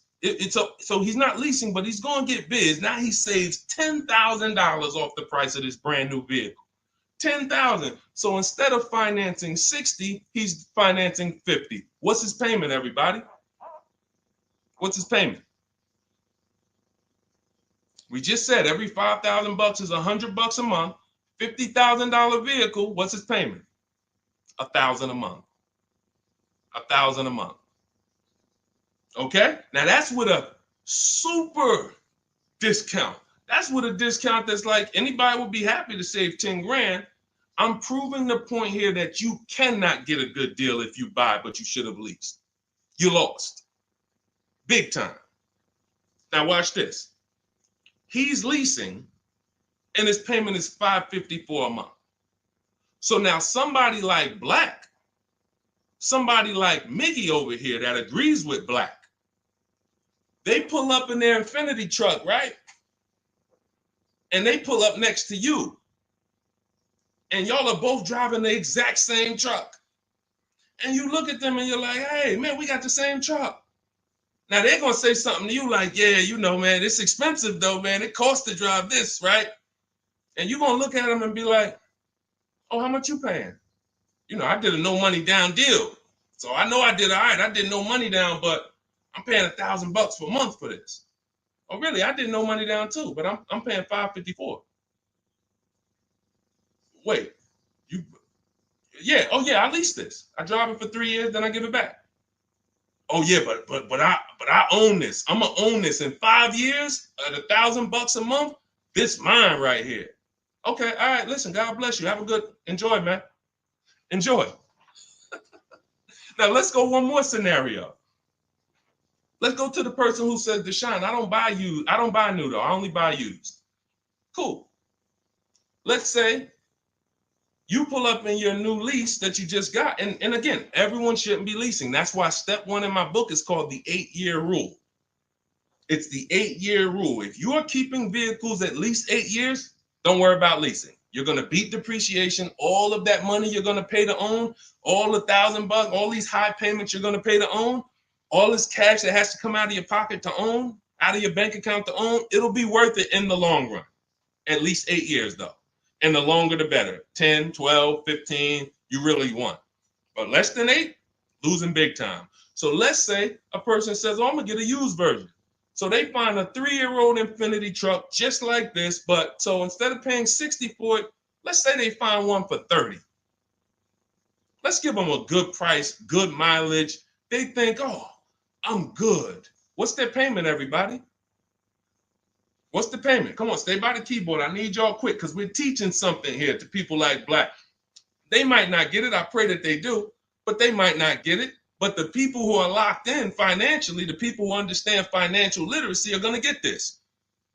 If every $5,000 is $100 a month and they buy a pre-owned version for 30 grand, what's their payment? Thank you, Michelle. 600. 600. See, he said 500. So this is how I know he's struggling. And I'm not trying to beat you down, man. I'm just saying when you're talking about something you don't understand, it's better to ask questions, not make statements. So now, we pull up. You have your new lease. You got this same deal, $554 a month. He pulls up in his 3-year-old version that has probably 1 year of warranty left. You both did a no money down deal. He looks at you and says, oh, wow, that's the new one, right? Yeah. This is the 2024. 2025. Oh, yeah, this is a 22. I just got this. I got a good price on it. I paid 30. Okay, cool. What's your payment? I pay 600 a month. What you pay for the new one, man? I know that must be expensive. I pay 554. Wait, what? Yeah, I paid 554 for this. No, you put a lot of money down, right? No, I didn't. I gave him $554. I drove off. It's understanding. That's deal structure. That's why when I came and started teaching 3 years ago, I had to teach deal structure. I couldn't teach people to just go in and buy cars, get great prices. If you get a great price, but your structure is wrong, you overpaid. You're driving cars, you're driving older cars with no warranty. And many of people who've been taught to do this, they never even pay the car off. They trade the car in before they even pay it off. They literally, I used to have people walk into the Mercedes dealer and they look at me and say, Deshone, is that the new version? I'm like, yeah, that's the new one. He's like, I got 3 payments left on this. This one, as soon as I pay it off, I'm coming to see you for that one. So this is a person who paid these high payments because they wanted to own. They thought they were going to own. As soon as they get their title, it's like running a marathon. Oh, these high payments, these payments are so high, but one day I'm going to pay this car off. And then as soon as you get to the end of the race, you go start another race. It's horrible. It's horrible. And so that's why we don't move into any other step before we get to the buy versus leasing. That's why it's step 1 in my book. So we can sit here all day and compare numbers. There is no comparison to a person who's getting great lease deals versus a person who's buying. It's not even close. We're driving better cars. We're driving, they're usually always under warranty. We're paying cents on the dollar when you know how to get below market leases. I'm not talking about these commercials y'all see. That ain't nothing. We don't pay those prices. None of these people, look, you think Zafrina, who got a Jeep Grand Cherokee lease, and she paid Look, she's paying $527 a month. She's paying $527 a month. Oh no, that's Teddy. Hold on. You think Zafrina, who's paying $579 a month for a $66,000 truck, is ever going to she's not going to let this bad information get to her anymore. She's driving a $66,000 truck. So again, now let me, before we go to the next question, I'm going to just read some things from Black because he's over here typing. And I do want to give him the courtesy of reading because we just used him as a teaching moment. I think everyone learned. If you just got what I just taught about the leasing versus buying, type $sign. Just type $signs.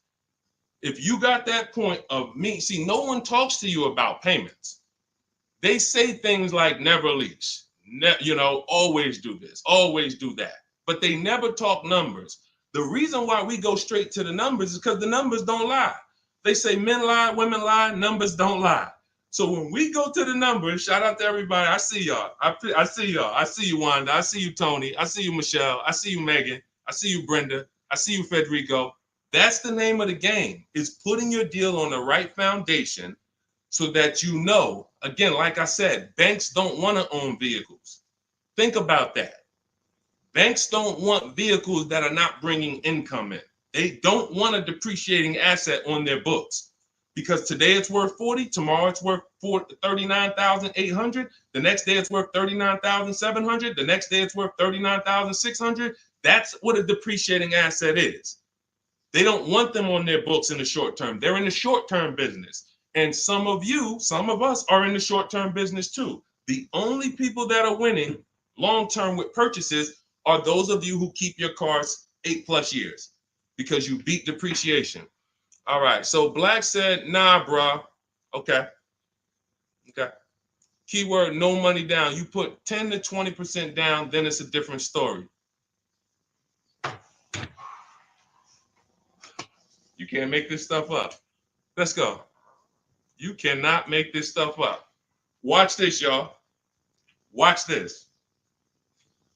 I just compared 3 no money down transactions on the same vehicle. 3. New, used, new lease. 3, no money down. I'm telling people that when you don't put money down, you can clearly see what you're really paying. You can clearly see what you're really paying. Black comes in, he proves our point, which is he's going to put 10 to 20% down. Now he's pulling up next to you in your lease, right? You're $554 a month, brand new, fully warranted, all the latest and greatest features. Now he puts 10 to 20% down on that's $10,000 to $12,000. Think about this. He pulls up and he has a similar payment to you. So he feels like we're alike. He feels like we're pretty close. In fact, he may even feel like he's doing better than you because he's purchasing his and you own yours. I mean, you're leasing yours. But watch this. What about that $12,000 you gave him? What about that $12,000 you gave them? That's how people forget. That's why everything in the Car From Home system, when you get the book, you're going to see everything is about shopping with zero down, looking at offers, and then choosing, do I want to put money down to lower my payment? Money down does not buy your deal. I made a video about this. Some of you have seen it and shared it. People who make a down payment and think they got a deal. You have a deal before you put your money down, or you don't have a deal. A deal means I shopped all my offers, and then I found the dealer who was going to discount the vehicle the most. Now, how do I want to pay for that? Do I want to get a loan? If I'm getting a loan, what do I want my payment to be? Now I'm going to manipulate my down payment based on what I want my payment to be. That has nothing to do with the deal I got, but somebody like Black or people who move like him, hopefully we can help you get over these mindsets. But you have some very, very strong convictions, and you're confidently incorrect. That's dangerous. It's dangerous to be confident and incorrect. Dangerous to yourself and your family and your friends who will listen to this. If you are putting money into deals and thinking that you got a deal because your payment ended up being affordable, you in no way can win. First of all, you're letting the dealer manipulate two things: the price of the car they're selling you and the interest rate that you're getting from them exclusively. If you were just separating your loan from your interest, from the purchase, you would see that that's a losing strategy. You can't compare a person who's driving a brand new vehicle paying a low payment to a person who's paying the same payment but gave the dealer $12,000 to get to that payment.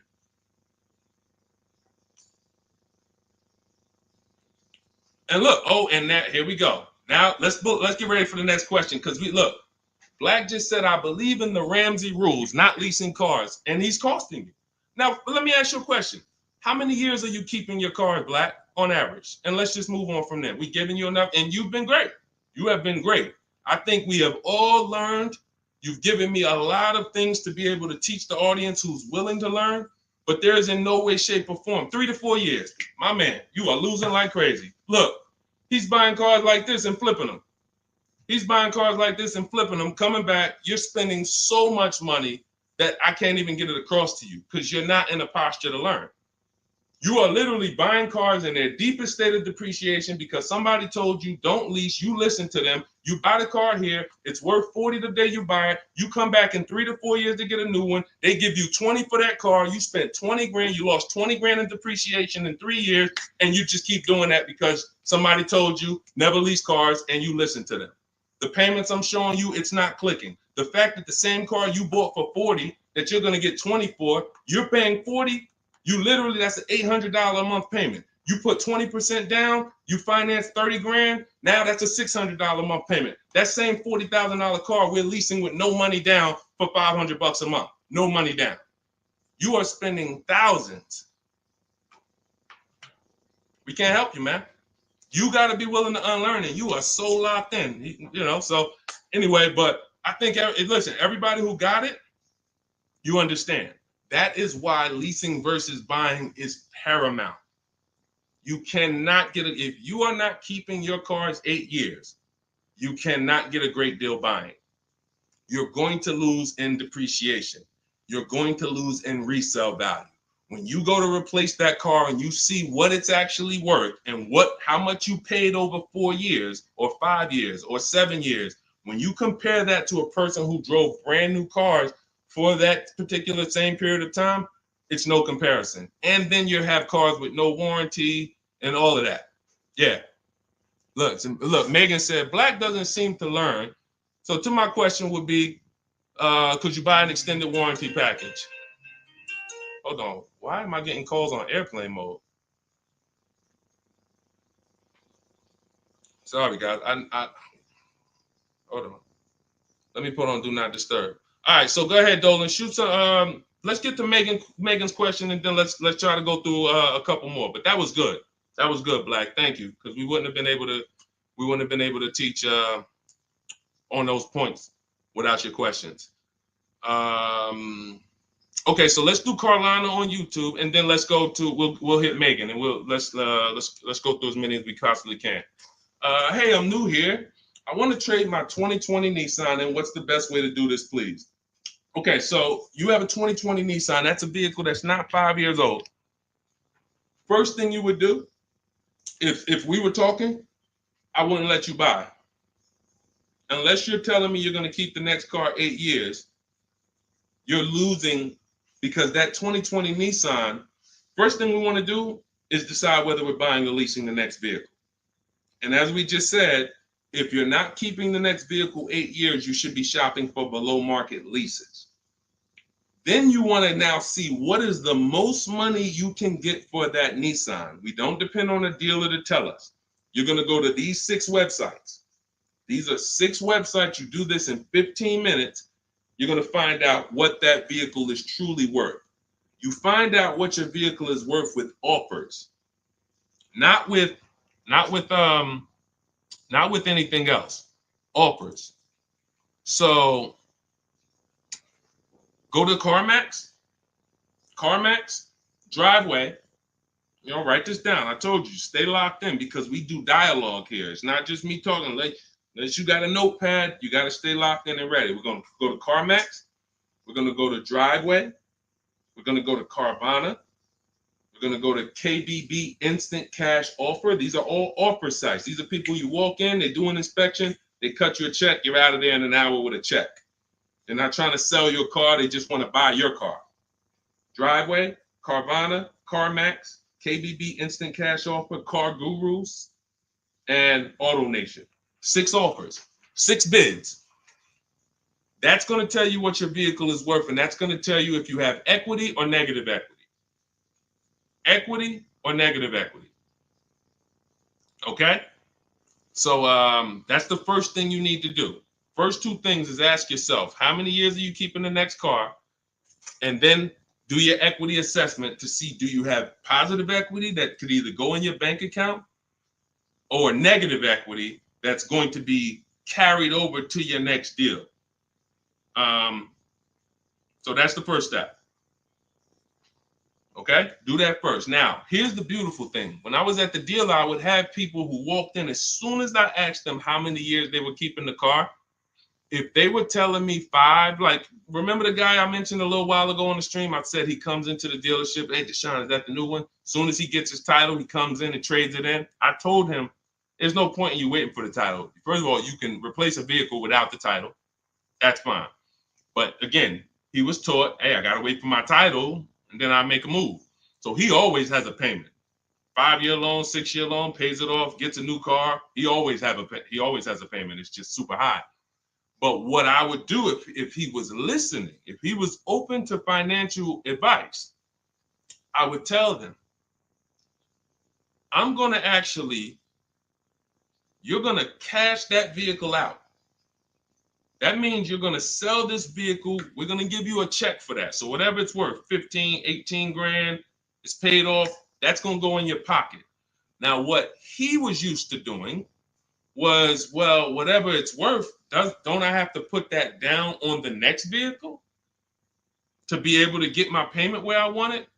And this was the best news I was able to deliver. This is why, and if you talk to anybody in New Jersey who dealt with me, this is how I've been. I've been the same way. From the minute I started learning about financial literacy when it comes to cars, I was a consultant educating my clients on how to keep the most money in their pocket and drive the best cars. When he would say, well, I say, are you familiar with leasing? And I would ask, how much do you drive a year? And he would say, I think about, maybe 13, 14,000. Say, let's go look at your old vehicle. We look at your old vehicle. We see, okay, yeah, based on what's on the mileage now, you drive about 14,000 a year. Here's what we're going to do. Whatever your car is worth, you're going to put that in your bank account. Let me show you what a competitive lease would look like. I make him the offer. He's like, wait a minute. This is my payment, and I could drive as much as I want. That's it. You could drive the same amount you've been driving. So I'm paying less than I was paying to own this thing? And you about to give me a check back for 12 grand, 15 grand? Yeah. This is what I want to do for the people who have been programmed that buying cars is how you should do it. Again, long-term owners, you should not be thinking about leasing. But here's how I know you need it in your tool belt, because your daughter may not be a long-term owner. Your spouse may not be a long-term owner. Your friend or whoever may not be a long-term owner. See, typically how you do things is how you teach other people to do things. So if you are keeping your cars 8, 9, 10, 12 years, you probably think everyone else is doing that. But your kids or your family members or your spouse, they may want to drive for 5 years and then they're like, all right, this stuff's starting to go wrong. You said the warranty is up and this got to cost $800 to fix, $400. Let's just go get a new one. Those are the people who don't have the values to keep a car long term, and you should not be buying cars for them. They should be shopping for. Now, both cases, you need below market deals, but it does not. But knowing how long you're going to keep the car is how you're going to beat depreciation. So all of this is in my digital book, guys. Everything I'm talking about on this stream is in my step-by-step book. A lot of what we talk about on these streams and in my social media videos is what not to do. My book is about what to do. It's like, do this, do this, do this, do this, steps, check it off the list. Next thing you know, you got below market deals from home. There's only 3 things we go into the dealership for: test drive, have our car appraised, and to pick up a car. We are not there to shop. We're not there to get numbers. We're not there to negotiate. We do all of this stuff from home. So for 30 minutes, if you visited the website already, you'll see the timer, 30 minutes, you can get 75% off your copy. It'll be in your inbox in literally seconds. And as soon as you pay, in my TikTok bio, in my Instagram bio, Facebook, we have a link floating for you. You guys should be able to see the link. And then Instagram, we have YouTube, we have a comment pinned for you guys. You'll have the book, but as soon as you pay, you're going to see the thank you page. It says screenshot this page. You'll see my support team email. Sometimes you type your email wrong. Contact support if the book is not in your inbox in literally 5-10 minutes. Also, as soon as you pay, you see a link that says open your book below. So there's 2 ways I'm delivering the book to you. Right there as soon as you buy, but I'm also emailing you a copy. But sometimes, we fat finger the keyboards and there's a letter off. So make sure you hold on to my support team's email and hit them up. Okay, good stuff. Get your copy. Listen, once that clock hits 0, the price is $97, which is still worth every penny. If I missed it, I go back and look. Knowing what I know, knowing what the people know, look at Tiffany. Look at Tiffany's deal. Look at Tiffany's deal. Matter of fact, let's show Vicky's deal. Look, thanks to your books and your methods, I was able to get my new lease for a 2024 Volkswagen Atlas SE Peak Edition with the tech package for $175 per month less than my first quotes. I did it all online except for picking up the car. I put no money down other than my first month's payment and DMV, which is probably $200, and saved over $6,000 on the life of that lease using your negotiating scripts. We have email scripts. This is what I want for you. I want you guys not just getting cars. Everybody's getting cars. You'll see people posting their car. Oh, I needed an upgrade. Look, get a bunch of likes. Hey, had to treat myself. You'll never see the numbers though. I want you, every time you get a car, I want you just as excited about the numbers you got as the car. And this will make sure you get there. Go ahead, Dolan. Shoot the next one up. Okay, Brandon from TikTok. I've lifted the Denali truck. I owe $6,500 on it. It has 163,000 miles. It needs $3,500 worth of front end work. Should I fix it or trade it? I'm the only owner. I would make sure you get a second opinion on how much it's going to cost to fix. Lifted Denali is going to have a low resale value. But here's the thing: the cost of replacement is always more than the cost to fix. Always more. So if you got a truck, and again, your truck, you got a loan on it. You got a loan on it, 163,000 miles. I teach something: you shouldn't have a loan past the 10th birthday on a vehicle. Now you're going into a lot of risk. There's different boundaries we need to follow. But what I would do if I was you is I would make sure I'm not spending more than $3,500 unless I'm getting multiple mechanics to give me an offer. But I would see, what does it cost? What's the lowest I can pay to get this truck running? What if you pay $3,500 and it runs again for another 3-4 years? All day long. Because to get a new vehicle, $3,500 is coming out your house in probably 6-7 months. Which would you prefer? $3,500 one time and I could drive this thing for another 3 years problem free?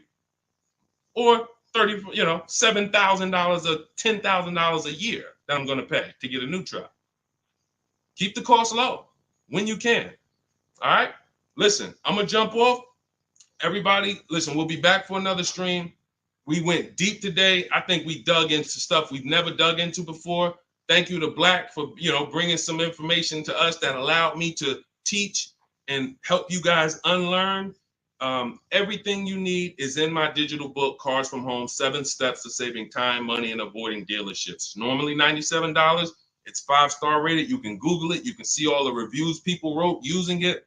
But you won't pay $97 if you get to my TikTok bio or my Instagram bio before that 30-minute countdown expires. You'll get it for 75% off, which is $24. And on YouTube and Facebook, I have a comment pinned for you guys where you can get your copy for 75% off. Use it. Make sure you email me your success stories, and make sure you save my support team's email just in case you type your email wrong. Let's make sure my team gets you your book. All right. God bless you. Keep winning. Keep unlearning. I'll see y'all on the next one.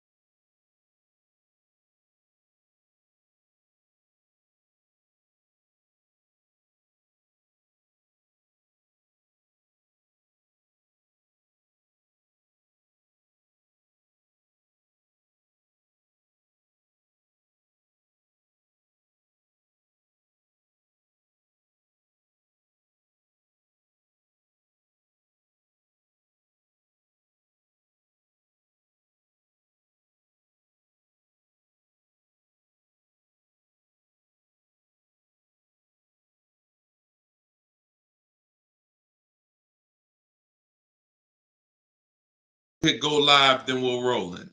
Jasmine from TikTok asks, what do I do when I can't afford the lease after 1 year? Great question. You want to do an equity assessment, see if you can sell it. There's two main ways to sell a lease. You could have somebody assume it. You can go to a site like Shop a Lease, and if you have a good car payment, you could list the car there and somebody could take over it, but it must be a good car payment relative to the deal. If you're paying, if you overpaid per month, then you're going to have a hard time getting someone to take over the lease. But if not, you can get rid of it there. Second is, I want you to call the leasing company, ask for your payoff, and then you're going to call, once you get your payoff, I want you to ask them if you have a third-party restriction. Those are the two questions you're going to ask your leasing company. And then once you get that number, which is your payoff, you're going to go to CarMax.com, Driveway, Carvana. This will take you 20 minutes to do.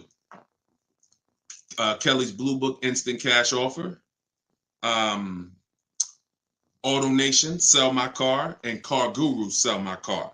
You want to get 6 offers. It's very important when you're on those sites. When they ask you, is your car owned, leased, or financed, put owned. That's going to tell you what the market value cash is for your car to get rid of it in a day. If it's greater or equal to your payoff, you can get out of it. If you have a third-party restriction, then you're going to need to take another step and you're going to sell to a local dealer. But you got to see where your equity position is first. Got to see where your equity position is first. All right, I'm going on and I'm sharing the broadcast, and then Dolan, you could queue up the next question. We're live on TikTok, Instagram, YouTube, and Facebook. So we are going to be taking questions from all platforms. The first one came from TikTok. We got a couple queued up on TikTok. So shoot the next one in, Dolan, and we'll get to it. All right, this is another one from TikTok. I have 2 payments left on my lease. What's my next step? Equity assessment. Who's returned a lease to a dealership, just dropped it off when it was done? You never assessed any equity. You didn't even know. Who didn't know that a lease could have equity that you could put in your pocket? It's not a guarantee, but many people all through the pandemic, we were showing them how to put $5,000, $10,000, $12,000 in equity in their pocket from the end of their lease. I sold my lease. End of my Jeep lease, I made $8,900. My mother made $10,200. Now that was when everything was worth 7 to 10 grand more than it's worth. That was when the market was once in a lifetime. But does not mean we will never return a lease without doing an equity assessment. If you've done it, I want you to raise your hand and say, you know what, I turned in my lease. If you ever just dropped it off, you can't do that again. You must know if you have equity, and you follow those steps that I just gave to Jasmine. I think that was Jasmine who asked the first question. That is what's called in my book, In my process, that's the equity assessment. That is what you do. Everything I'm teaching you guys is from my new digital book, Car Shopping for People That Hate Car Shopping, 7 Steps to Saving Time, Money, and Avoiding Dealerships. So every question you ask, when I answer it, it's going to be out of one of those 7 steps. And the equity assessment is step 2. You must do that before you ever return a lease for the rest of your life. A lot of you gave back thousands of dollars to dealerships and you didn't realize you were doing it. They bought those cars, put that money in their bank account when it should have been in yours. Yep. All right. Go ahead. Shoot the next one up, Dolan. All right. All right. This one's from TikTok as well. Let's go. Facebook, type your questions in. YouTube, type your questions in. Instagram, type them in so we can get to you guys. Another one from TikTok. Thinking of trading a car for a newer model. Should I keep the car and just get the new one? It's a good question.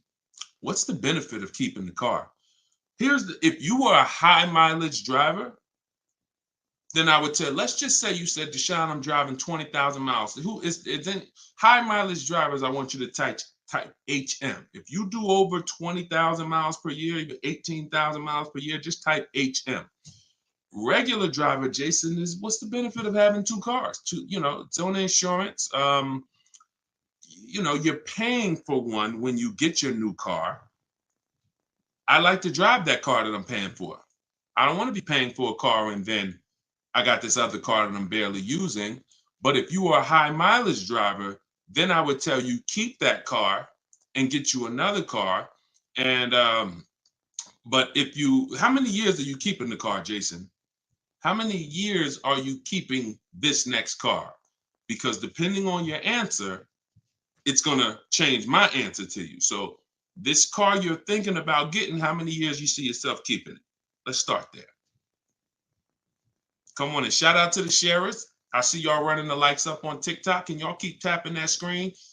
Just every couple minutes, throw a couple taps. It really helps the broadcast. And I appreciate everybody who's helping us get this message out.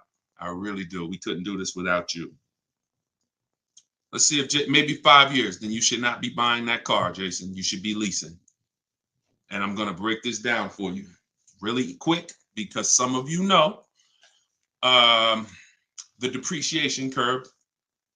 And the rule of thumb is when we talk about the hidden money in your car deals, my job is not to just teach you, if you're willing to listen, how to save thousands of dollars by making dealers and banks bid on your business. That's how we make sure we get the best prices. You can't get the best price. You can't make the best deal if you buy, but you should have leased. It's impossible. Because the depreciation curve looks like this, y'all. If you buy a car today for $30,000 today, I give you a car. I'm gonna show you something. I want everybody stay close to your keyboard. I don't want you to, when I ask you a question, type as quick as you can so we can keep the dialogue going. If I gave you a $30,000 car right now, put it outside your house, you don't drive it 1 mile, you don't even touch it. We go outside a year later. Is it worth $30,000? You didn't drive it 1 mile. You said, Deshone, I don't need the car, but I'm leaving it here. It's yours. You don't drive it 1 mile. Is it worth $30,000? No. So that's your first intro into depreciation, the unseen expense. Let's go a little deeper. If you put 10,000 miles on it, it's worth less, right? If you put no money in it, if you put no mileage on it, it's already lost thousands. If you put 10,000 miles on it, it's worth less, right? High mileage driver, let's say you put 20,000, it's worth less, right? Now what you're seeing is the expense you've been taught not to see, which is depreciation. It has nothing to do with car payments. It has everything to do with that. We've heard people say, oh, cars are depreciating asset, cars are depreciating. What does that actually mean? I'm showing you what that means. I'm showing you what that means. When you're buying something that goes down in value, you have to look at when it's going down, when is it losing its most value, and your goal should be to avoid replacing it while it's losing the most value. How many of you have a car outside right now, outside your house? You've had it for at least 8 or 9 years. Type the number of years you've had it. If it's more than 8, don't type 3, don't type 5. For those of you who have a vehicle outside right now and it's been in your home, in your household for at least 8 years, I want you to type the number of years. All right, we got Jason 10, we got 13, we got 8, we got 20, we got 14. Okay, so we got 10. This is the leasing versus buying question, and there's nothing more important than this to the foundation of your deal. Because if you choose wrong, you cannot get a great deal. And if you're new to this, then lock in for the next 5 minutes, and you're going to understand why. The people, those of you who said, Deshone, wow, Jazzy's 20 years. The vehicle, the value of your vehicle right now, isn't it going to be about the same a year from now? Everybody who just typed, look at the, and I want y'all to pay attention. If those of you who are like, Deshone, I never keep a car, you might be saying, looking at these numbers and saying, Deshone, I would never keep a car that long. It's not for me. It's not in the cards for me. It's not my style, not my habit, not interested. Perfect. Pay attention. 12, 20. So all of these people, your car will be worth next year about what it's worth right now. What does that mean? That means you have avoided the depreciation. You've won. The depreciation curve normally looks like this the first 5 to 7 years, but it starts to get like this the longer you keep the car. So now all of you who have answered, all of you who are watching them answer, their car depreciation curve looks like this now. It's not losing much value anymore. If you don't get to that level, there was no point in you buying the car because you're replacing it here. There's only 2 ways to go from to avoid this type of depreciation. Car was worth 30, now it's worth 10, 7 years later. It's only 2 ways to avoid that type of hit. One, you're going to keep it long term. If that's not you, you should be shopping for aggressive leases. Not these leases you see in the car, in the commercials, come pay $4,000 down and all of that. These are not deals. Aggressive leases are below market prices and they're pennies on the dollar compared to what you've been paying. You cannot win buying cars and switching them like this. That's why you always have negative equity. That's why you're always never happy with what you're getting for your car. You buy your car, you come back, look 3 years later, you see what it's worth. It's always disappointing because you're trying to literally get cash back out of something that is not designed to give you any value in the short term. Leasing or long-term ownership. That's why the first thing that I teach, it's called the most important question, is how many years you keep in the car. If it's not 8, then you should be leasing. It's not even a question. We'll go deeper on that throughout the show. Anyone who wants to know more about that, you keep asking, because once I open up that Pandora's box, it's like your mind is like, oh, but everything I heard about leasing, I heard it was bad. I heard you can't drive that much. I heard that yada, yada. They bill you for all of this stuff. All of those things, I'm going to help you unlearn because unfortunately, the people who taught you that were confidently incorrect, which is dangerous. Confidently incorrect is you're dangerous to yourself and others. So, all right, so that's the key. If that's the key, Jason, don't think about buying if you're not keeping 8 years. You're going to overspend. And we'll talk more about that throughout the broadcast. Feel free to ask follow-up questions. Go ahead, shoot the next one, and I'll go as deep on that subject as we need to for you to understand it. It'll give you some lease comparisons. You'll see what great leases look like, and you'll see how there are pennies on the dollar when you know how to get great lease deals. And that's the way you avoid the depreciation. Only 2 ways. Great lease deals, long-term ownership, 8, 10, 15 years. That's it. 2, 3, 4, 5 years, you can't avoid the depreciation buying. You just can't. You're going to lose thousands every time. Go ahead, shoot the next one up, Dolan. We're keeping the questions coming in. We're live on all platforms, so just keep typing. I'm going to try to get through as many as I can. We got a lot of questions coming from TikTok. All right, let's go. Should I put money down on a lease that I'm about to turn in? That you're about to turn in. I'm gonna assume you meant, should I put money down on the lease that you're about to get? So check it out. Here's how you shop all your lease deals from now on. there's one thing that I never want you to say again. It's really two things, but in this subject, the other thing is trade. This is down payment. I want you to eliminate the words down payment from your vocabulary because it's been used as an opportunity to get more money out of you. Who's ever went in, thought you were making a car deal, you thought you were going to put maybe $1,500 down, and then somewhere down the lines, these hidden things come like, oh, well, you got the taxes and fees, and then you end up putting more down than you thought you were going to. Has anybody, that ever happened to anybody? Hit the raise your hand emoji or just type me if you've experienced that. You thought you were going to be putting this down. You might have gotten to the finance office to sign the paperwork, and now you got to come up with another 500 or 1,000 or the taxes or the fees or whatever it is, right? So I spent 14 years in the car business. For those of you who don't know me, I've seen the way we call them the 80%. 80% of people shouldn't be in the car business. They're overpriced. They'll sell their grandmother the highest price car. It doesn't matter. They have no integrity, very little morals. We don't buy from them. What you need is to learn to avoid them, and you also need to learn to find the 20% who beats them all the time. So when you shop your car leases, you are always going to shop. You're no longer going to say down payment. You're going to say this: total out of pocket. Total out of pocket. See, total out of pocket means that's what I'm giving you and no more than that. You'll see the difference. Down payment can be, that's my down payment, but what about my taxes and what about, so that gets convoluted. When you start using, hey, I'm only doing this total out of pocket, it's hard for them to switch it up, especially when you're adamantly aware of what that means. This is all the money that I'm putting out of my pocket. You could also say do it signing, but total out of pocket is probably more of a universal term. You shop your leases with 12,000 miles.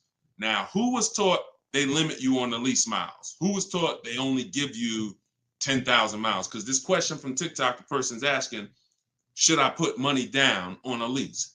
So I want to tell you how you always want to shop your car deals with no money down. That's what's confusing you. What's confusing you is when they mix the down payment and start throwing monthly payments, you are now not aware of what you're truly paying for the car, what you're truly getting. And so this is why you use what I'm telling you, you shop my way. You're never going to shop with down payments. That doesn't mean we don't put down payments down, but we do not get offers and we're not out there shopping with down payment money. Okay? So, all right, I see it's happening to you, Fouché. So you're going to get your offers with first month's payment, total out of pocket, taxes and fees in the payment, 12,000 miles per year. Once you do that, I teach in my book, I have a new digital book. It's called Car Shopping for People That Hate Car Shopping, 7 Steps to Saving Time, Money, and Avoiding Dealerships. I teach a strategy called the 25 to 5. We're going to connect with 25 dealers. We're going to get 5 offers. We do not make a decision without at least 5 offers. Because once you see, thanks to everybody who's supporting the broadcast with the gifts, I appreciate that. Once you see how different the offers are, you're going to realize you're going to see how much money is in multiple offers. You must get 5 offers because 80% are overpriced. Don't try to change these people. Don't question, oh, listen, why are dealers like this? Why are the 80% overpriced? Listen, Jim Rohn used to say, don't sign up for that battle. Why does the sun come up in the east, and, in the east and set in the west? Like, don't sign up for that. Some questions are not worth asking because they mean nothing. Just know that's what it is. 80% are going to be overpriced. This is why you are not going to get your best deal walking into a dealer anymore. You're going to sit at home. You're going to decide what you want. We call that shopping, not buying. This is step 4 of my process. We have 7 steps. Step 4 is shopping. And then once you decide what you want, you're getting it from home. 90 to 100% of your new car transaction and your leases should be done from home.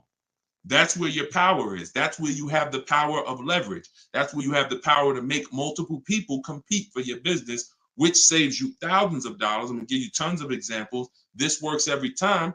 How do we know? It's the way we buy everything else. Everything we buy in life, we go into the grocery store, we need spaghetti sauce. You need laundry detergent. It's a bid. You may not be aware, but I'm going to make you aware. Everyone is bidding for your business. Hey, look over here, Prego. Hey, this brand, Classico. Hey, we're on sale this week. Hey, we have the best. Y'all see what I'm talking about?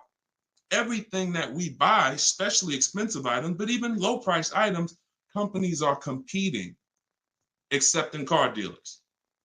They've trained you. They've trained me. If I wasn't in the business for years, I wouldn't know, to focus on one place and think we all have the same pricing.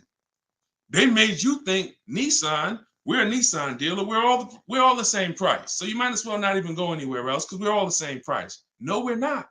No, they're not. So when you start shopping multiple offers, you can do it by phone. I like to use email. I like to do everything copy and paste by email. But when you start getting multiple offers, you're going to truly see where all the hidden money has been, and you'll see how many of these dealers are overpriced, which is going to just make you say, from now on, I'm definitely shopping online. So but you need to do it correctly. There's some information you must give a dealer in order to get quotes online. And most of you don't know that. That's why you're having problems getting quotes, because you're not giving the dealer what they need to get quotes. So we'll go deeper on this throughout the show. But this is what we're talking about, y'all. This is all in my book. In my book, you have the 7 steps laid out. You could cue the next question up, Dolan. And for our launch, you can get it for 75% off. The book's normally $97, but for our welcome offer, our launch, I said, you know what? We're going to do 75% off for 30 minutes. So when you go to my TikTok bio, you click that link. There's a button that says, get my new book, 75% off. You get yours. You won't pay the normal $97, but it's only for 30 minutes. Once that timer goes down, you go back up to 97. Same thing on Instagram. It's in my Instagram bio. And then we're going to put the link here for you guys here on Facebook and YouTube. All right, go ahead. This one's from Instagram. If I'm keeping a car under 8 years, I like y'all using this 8-year rule language. I like that. I like what I'm seeing, y'all. Y'all really this is really absorbing. If I'm keeping a car under 8 years and will definitely go over the miles, how do I lease cost effectively?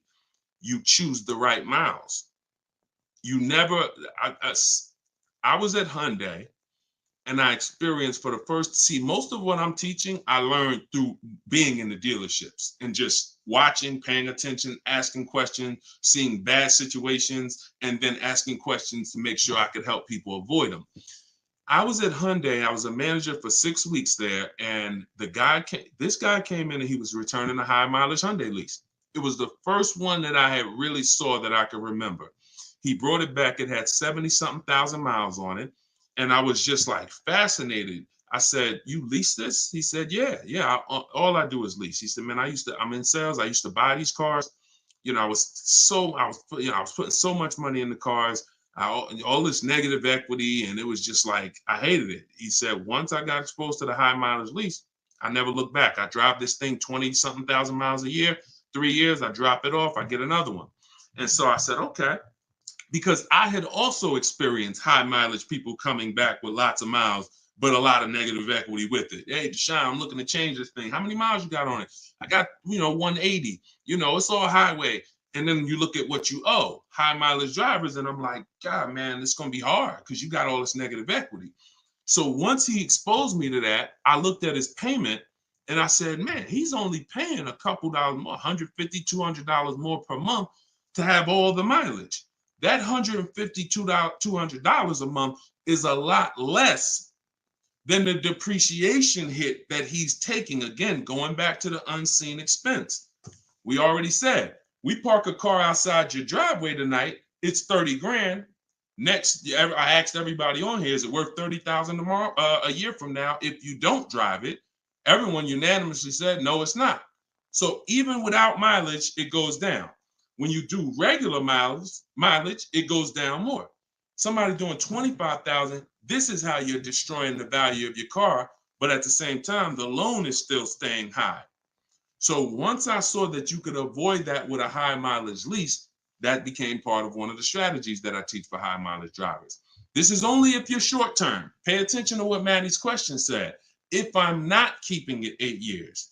If he was, there's plenty of cars that you can keep 8 years and just put a ton of miles on it. You're not worried about trading them or selling them because we don't trade. You're just going to get the maximum value out of it. In his case, he knows he's not keeping it 8 years. How are we avoiding the short-term depreciation? You do that with a high mileage lease. Second strategy, Matt, this is also in my book. I have 2 strategies for short-term high mileage drivers. That's one way. Shop for your lease, 12,000 miles a year, identify the best bid, and then once you identify the best bid out of 5, you have them adjusted to a high mileage lease. Second is you buy your car, or if you have a car now, you keep that car, pay that car off, and now you're going to go lease your nice car, and that's going to be your second car. I call that 2 cars, 1 payment in my book. That's what it's called. And now you have, because some people say, Deshone, you know what? I want a nice car. I drive a lot for work, but man, I want to get me something nice, but I don't want to just be destroying it. And this strategy becomes perfect for them. This guy who's doing the high mileage lease with Hyundai, that's not a nice car. Especially once it gets up to 60, 70,000, it's not so some people are like, you know what? I want a nice car. I'll have my mileage car. I'll do, half the mileage on that. And then I'll go and lease me something and I'll do half the mileage on that. And so it's a beautiful thing. You got your nice, beautiful car and you got your mileage car and you split it, payments affordable, and you're not dealing with all this negative equity like you've been used to dealing with as a high mileage driver. High mileage drivers are getting killed with some of the worst because you guys are just killing the value of your cars. You use either one of those, you're going to love it. Both in my book. So if you want that step by step, it's in there. Some of you are like, Deshone, this is great. I don't want to try to remember all of this. In my book, it's right there for you, laid out step by step. You can get it for 75% off in my TikTok bio or my Instagram bio, or just scan the QR code on the screen, or go to deshonesbook.com. Either way, get you 75% off. Okay, shoot the next one up. That was a great question, man. Shoot the next one up. Let's get through as many as we can. This one's from Instagram. Would you recommend leasing business vehicles? Well, that's a question for your accountant. Whoever is going to be helping you benefit from having vehicles in your business name, that's the person you should be asking, which is most likely your accountant, whoever does your taxes.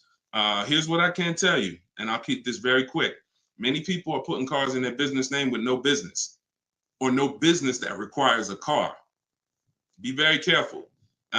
There's 2 parts to this. One, whoever's going to teach you to put cars in your business name from a business strategy standpoint, that's who you need to learn from. Second is you can use what we teach to save money on the cars, because what I see these people, influencers, social media people paying for these cars, they'll never tell you what they're paying.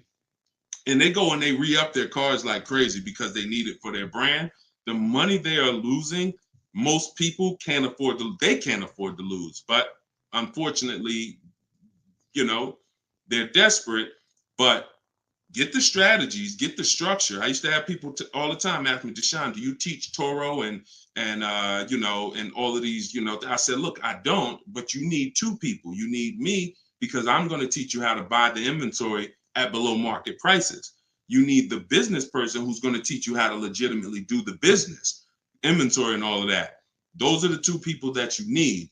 And without both of them, you got some incomplete counsel. But be careful listening to these people, man. If you don't have a business and you wrote off thousands of dollars in business mileage or thousands of dollars in car payments and maintenance, I don't want to be around you when you get audited. And the sad part is those people who told you this won't be around when you get audited, and you can't support that.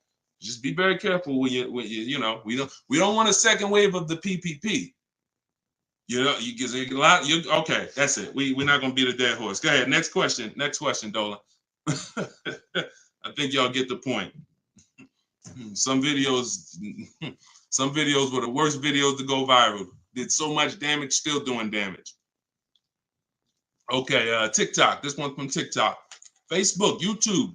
Keep typing. We're not seeing many questions from you today. Do you recommend leasing over purchasing? So you missed what we talked about. I recommend you go back, watch the begin. See, there is no leasing or purchase. There is no either or. It's a based on how many years I'm keeping the car, I should be leasing. You can't, there is no either or. When you lease, you are not keeping your car and you are avoiding short-term depreciation, paying pennies on the dollar for brand new cars. That's not going and paying what they have advertised or walking in a dealership and say, hey, work me up a lease deal. That is not what I'm talking about. When you add up the payments from doing that, you're going to see you overpaid. You probably broke the 1.5% rule and you paid too much for a car you're giving back in 3 years. What I'm talking about is aggressive lease deal. Look at this. Give you an example. I'll give you an example right here. So, and this one, I love to use her because she was in the middle of the pandemic. Middle of the pandemic, people were out here buying Kia Tellurides for just $5,000, $10,000 over sticker. Bonita got hers in 2020. She got a 2023 Kia Telluride, put $600 down, and that was her car payment every month for 3 years, $600 on a $46,000, almost $47,000 Telluride. Why is this so important? Some of you know, you may have seen the video, how much is every $5,000 in a car purchase price? How much is that per month on a loan? Every $5,000 is how much per month.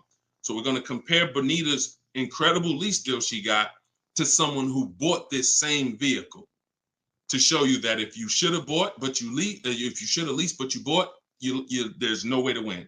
It's over. $100. Good job. So that's clicking in. Ronald, great. $100.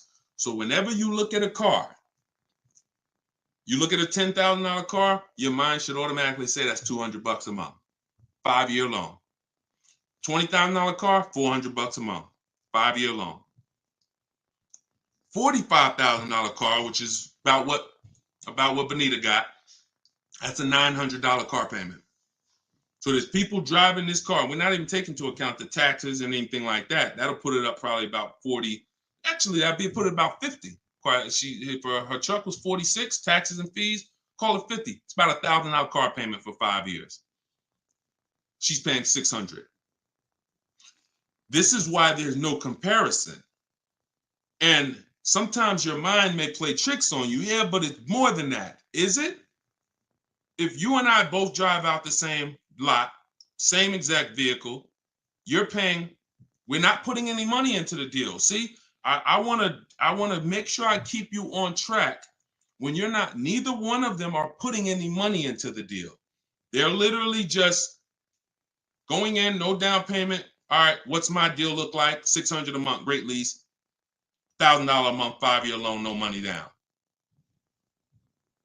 So when we leave it the same, if I'm paying $1,000 and you're paying $600, is there any question of whether you're winning right now financially?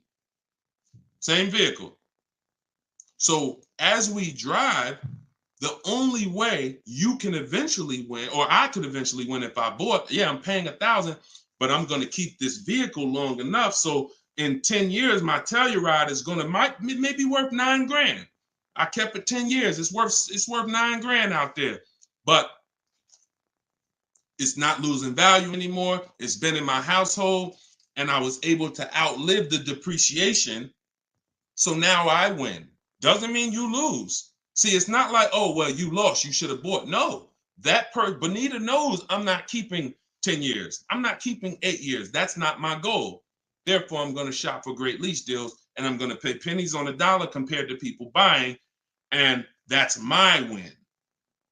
So there is no should I buy or should I lease? Do you recommend leasing over purchasing? I recommend leasing when you should be leasing, which means you're not keeping your car 8 years. I recommend buying when you should be buying, meaning you're keeping your cars 8 years. You're going to outlive depreciation, pay it off, and have a car that is not losing value in your driveway in 8, 9, 10 years.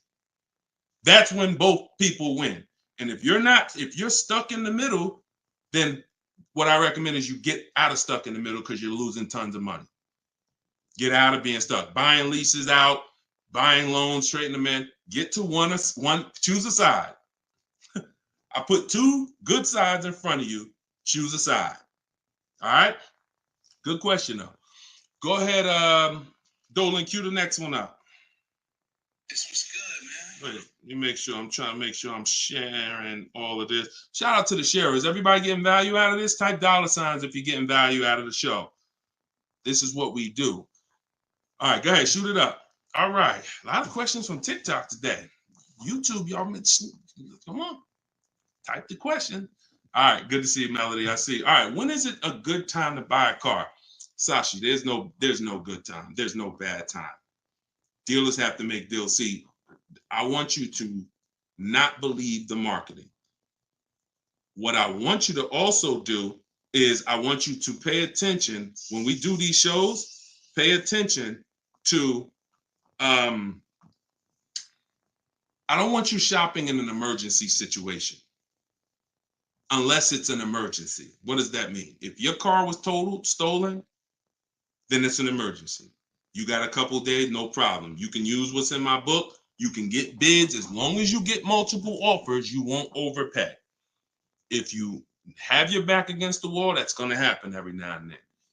Multiple offers is the key. If anybody had to go buy a TV right now, I said, look, you got 48 hours, you got to get a 100-inch TV, and you got to get a great deal on it. Is anybody worried about overpaying for the TV?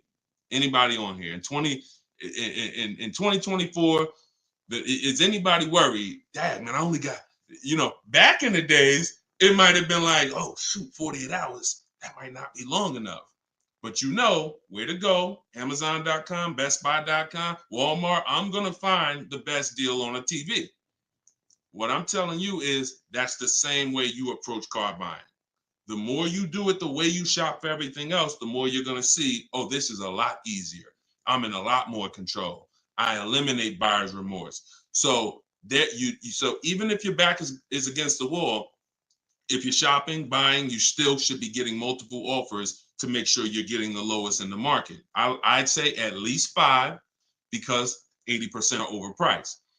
Now, if you have time, then what you should be is in the market early. I teach something called 2 dates. The as soon as date, no later than date. As soon as date means soon as you can make a deal. Don't look at offers until you can make a deal. Don't entertain it's a waste of time. You might say, Deshone, I'm waiting to get this promotion at work in May. Then I'm a car shop. Should I look at deals now? Makes no sense. You can watch the market, but it makes no sense to entertain offers because you're not in a position. So as soon as you could accept an offer. Now that might be today. Then no later than date. That's the deadline. The gap in between that is your leverage. What does that mean? The ability to say no. See, you're about to start shopping in a way where you can say no, and the people that are walking into dealerships usually have put themselves in a position where they can't say no. So they're walking in saying things like, I need a car right now. My lease is up. If your lease is up, call, get a free extension. You shouldn't be shopping with your back against the wall. They're walking in saying things like, man, nobody has cars. That's because one dealer they walked in didn't have cars. Maybe they went to a second one, didn't have the color they want, and they're like, man, nobody has cars. They're broadcasting that energy, which is actually that's going to cost you. When car salesmen take it from me, I was in there every day of my life for 14 years. Not every day, we had days off, but when you say things, we're trained to hear them. No one has cars. That means the price just went up. If I have a car, you're going to pay more for it. This is what the 80%, this is how the 80% think. It's a mind game. So you don't want to be there. You want to be at home. And when you have the ability to say no, now here's what you do. You reach out to dealers for your offers and you're telling them, hey, I can make a deal right now. This is what I'm looking for. But I don't need a car until July 3rd. See, that's power. That means, hey, if I got a car coming next month, I can talk to this person about it. Most times a person walks in, they need a car this week, next week. That means whatever's on the ground, that's all we can talk to you about. But when a person has been proactive in shopping, which is what I want you to do, which is what I'm going to teach you to do, it's all in my book, and it's everything you'll hear me talk about, is when you have the luxury of time, it benefits us. We make our contacts. A dealer might say, look, I don't have a car right now, but I got one coming in 6 weeks. Is that good for you? Yeah, give me an offer. Absolutely. Now, we don't talk. So I'm telling you, you could do it your way, which is call. I always say, ask for sales managers if you're trying to get offers online. If you're trying to get offers from home, we need at least 5. If you're going to do it my way, if you're going to get deals like Danielle and like the people you see me broadcasting the show, you get it at least 5. Sometimes we get 10. I think somebody we showed the other day had 10 offers. So the point is, if you have the luxury of time, you want to use it. Don't be sitting here saying, man, I really can make a deal now or 3 months, but no one knows that. And then you wait until you only need to make a deal in a month. Now you start contacting dealers. You've given away some of your leverage. And if you're shopping for a used car, you can watch the market. When you start looking and you can see, man, I've been watching these cars for 45 days. I see the prices. When I first came, the low side of the market was like 26. Now I see that low side is about 24, 25. So these are things you can't do when you're shopping when you need a car. So there's no good time to buy a car because dealers want to make deals throughout the month. But there is a bad time if you've used up all your leverage. And if you've used up all your time, then you must do multiple offers or you're going to get killed. Sorry to say, there's no other way to say it. If you don't know how to shop multiple offers and you walk in needing a car in 2 days, you are going to overpay.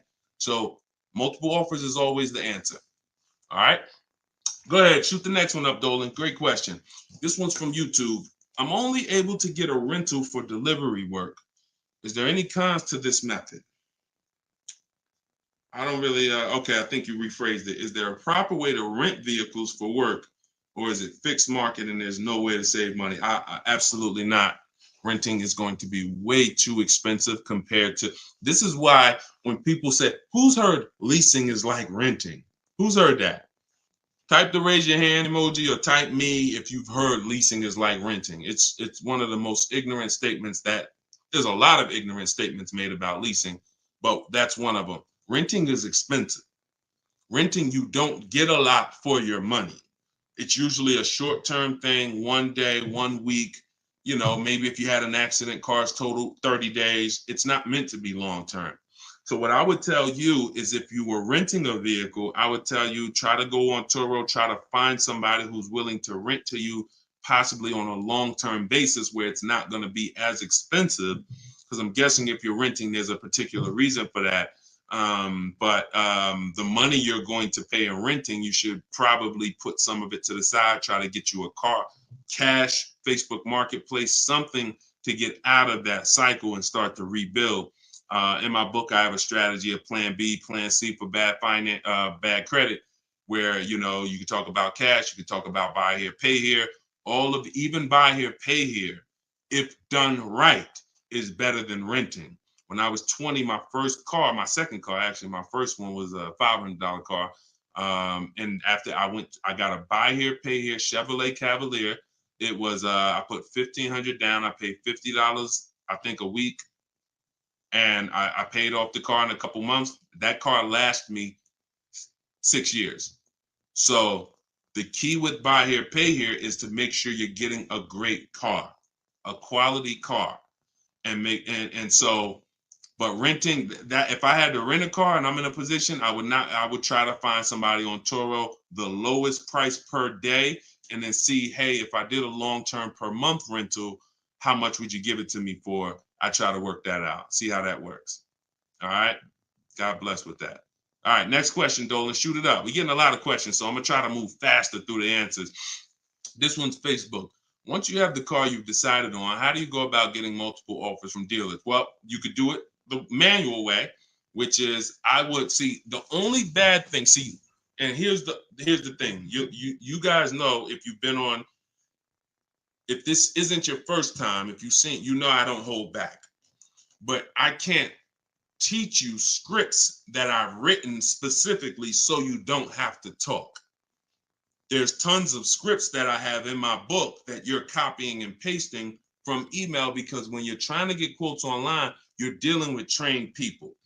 And unfortunately, those trained salespeople are dealing with untrained customers that are not giving them what they need, not giving them the information. So 9 times out of 10, they assume anyone online doesn't really know how to shop online. they're defensive and they're not even going to give me what I need to make them an offer. That's why I keep trying to get them to come in.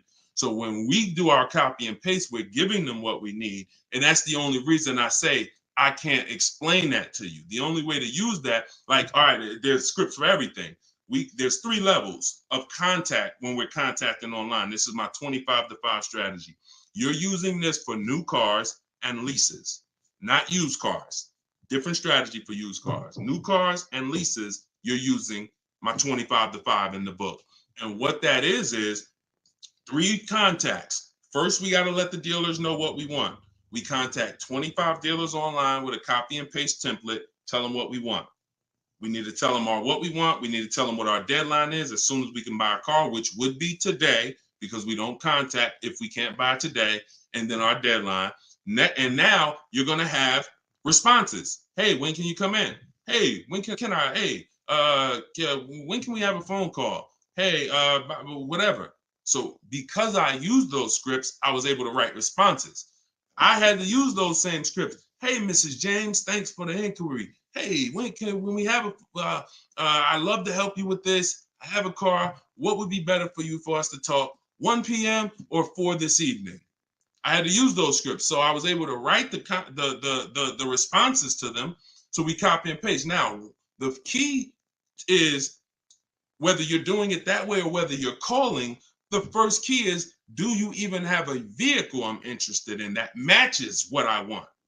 So in that initial contact, we're telling them exactly what we want. Color choices. Hey, I'm open to black, blue, gray. I'm open to a sport model or a touring model. I'm open to this. Like, this is what I like. You have to tell them that, or there's no way for them to search the inventory and get you and even see if there's a match here. So once we do that, that's your first thing. Do you have a car? Now, the benefit of doing the 25-to-5 is we're shopping out of 25 dealers' inventories. So we're giving ourselves the absolute best shot of finding something where we don't really deal with, oh, I went to this dealer, they didn't have a color I want, they didn't have the trim I want. If we contact 25 dealers and there's no inventory, that means they're either in between model years, which means, okay, maybe the 24s got sold out, 25s haven't come in yet, we're on that bridge, or it's a rare car, hasn't come in yet, or it's a very rare car. See, that's different than you believing the car is rare because you visited 1 or 2 dealers. Once we contact 25, if the color, we're reaching out for a pink one and the dealer is saying, hey, we don't really have that color, that's when we know. So shopping out of 25 dealers, we get the best shot. We're trying to find who has a car. Second thing we're going to do now is we need to send a quote request. When we send our quote request, we're telling them what we want. If we're buying, we're looking for all cash price because we're not doing taxes. We want a bottom line price. And we're getting that from at least 5 to 7 dealers. Because when you shop correctly, remember this, when you truly have shopped multiple offers correctly, you're going to see at least a $3,000 to $5,000 difference from your lowest offer to your best offer. I've been working with people around the country. We're 2 million followers. We have 1,700 people we've worked with personally since 2021. That is the consensus. 3,000 to 5,000 bare minimum. And in fact, some of you who are looking for higher price cars, you look at somebody like Kimberly. Kimberly used multiple offers. Her Maserati she was shopping for, she picked it up a little while ago, $86,961 vehicle. They offered it to her for $66,261. Deshone, that sounds crazy. She saved 20 grand. Actually, 20,700 on that offer. So now you never can pick. You don't know where the bottom is. She didn't go in saying, if I can't save 20 grand, I'm not getting it. That's not how we go in. We go in, we do multiple offers, and we let the bottom reveal itself. We don't choose the bottom. All right. So once we do that, we're getting our quotes, and there's going to be a lot of people who try to stop that. Hey, we only do business in person. When can you come in? So you need scripts to respond to all that if you're going to do it fast and shop like we shop, 60 minutes, 90 minutes. But if you're going to do it manually, then you can call sales. You can ask for sales managers and try to get them that way. But do not make a decision before you see at least 5 offers. 5 to 7 offers. Nobody who's listening to me will ever buy a car without seeing 5 to 7 offers, new cars and leases. Never. Too much money at stake. All right. So that's how we do it, Damon. That's the intro. And that's the only reason why I can't go deep on my 25 to 5, because it's totally internet based. We do it 60 minutes. So everyone who's like, Deshone, I want to use that. It's in my new digital book, Car Shopping for People That Hate Car Shopping. You can download it in my TikTok bio. You get it for 75% off as part of our launch. And it'll be in your inbox in 5 minutes. Same thing with Instagram. Go to my Instagram bio. You got 30 minutes before it goes back up to $97. Get your 75% off. And I'll post a link. Cue the next question up, Dolan. I'll post a link again for you guys here on YouTube and Facebook. Here's the emergency link. All right. This one's from Facebook. We got another question from Facebook. Hey, I'm in the USA, originally from Canada, and no credit in the USA as yet. Should I buy a used car with cash or a new one? What I'm afraid they'll give me a high rate. What do you think best option? Hey, if you got the ability to buy a used car cash, that's what I do. I'd get a great car, spend as little as possible on it, Facebook Marketplace, because I'm not looking, if I can, to go into a high interest loan when I can get me a car and then I can build my credit. I want you to follow Haley, somebody named Shonda Martin. Her brand is called Road to 750 Plus. She's very similar to me in that she does these Q&As all the time. She's live. She's a genius. She's clearly studied for many, many years to understand. And even me using her thing, her strategies, I've added at least 80 points to my credit just from things I didn't even know. Like, and the real person who's an expert is going to show you where the blind spots are, things you didn't know. And that's what Shonda is. Some of you may follow her. She's amazing. Yeah, Cavante said, yeah, she's amazing. She is. So follow her. But yeah, I would be looking to get something inexpensive, point A to point B, little as possible. Make sure you find wherever you live, ask around who's the best mechanic in town. Ask like who does everybody know in town that, you know, fixes cars, just a good guy, good woman. And you find them and you say, look, I'm about to go pick up a car. I'm gonna buy it privately. Well, can I pay you, you know, $100 to inspect it for me?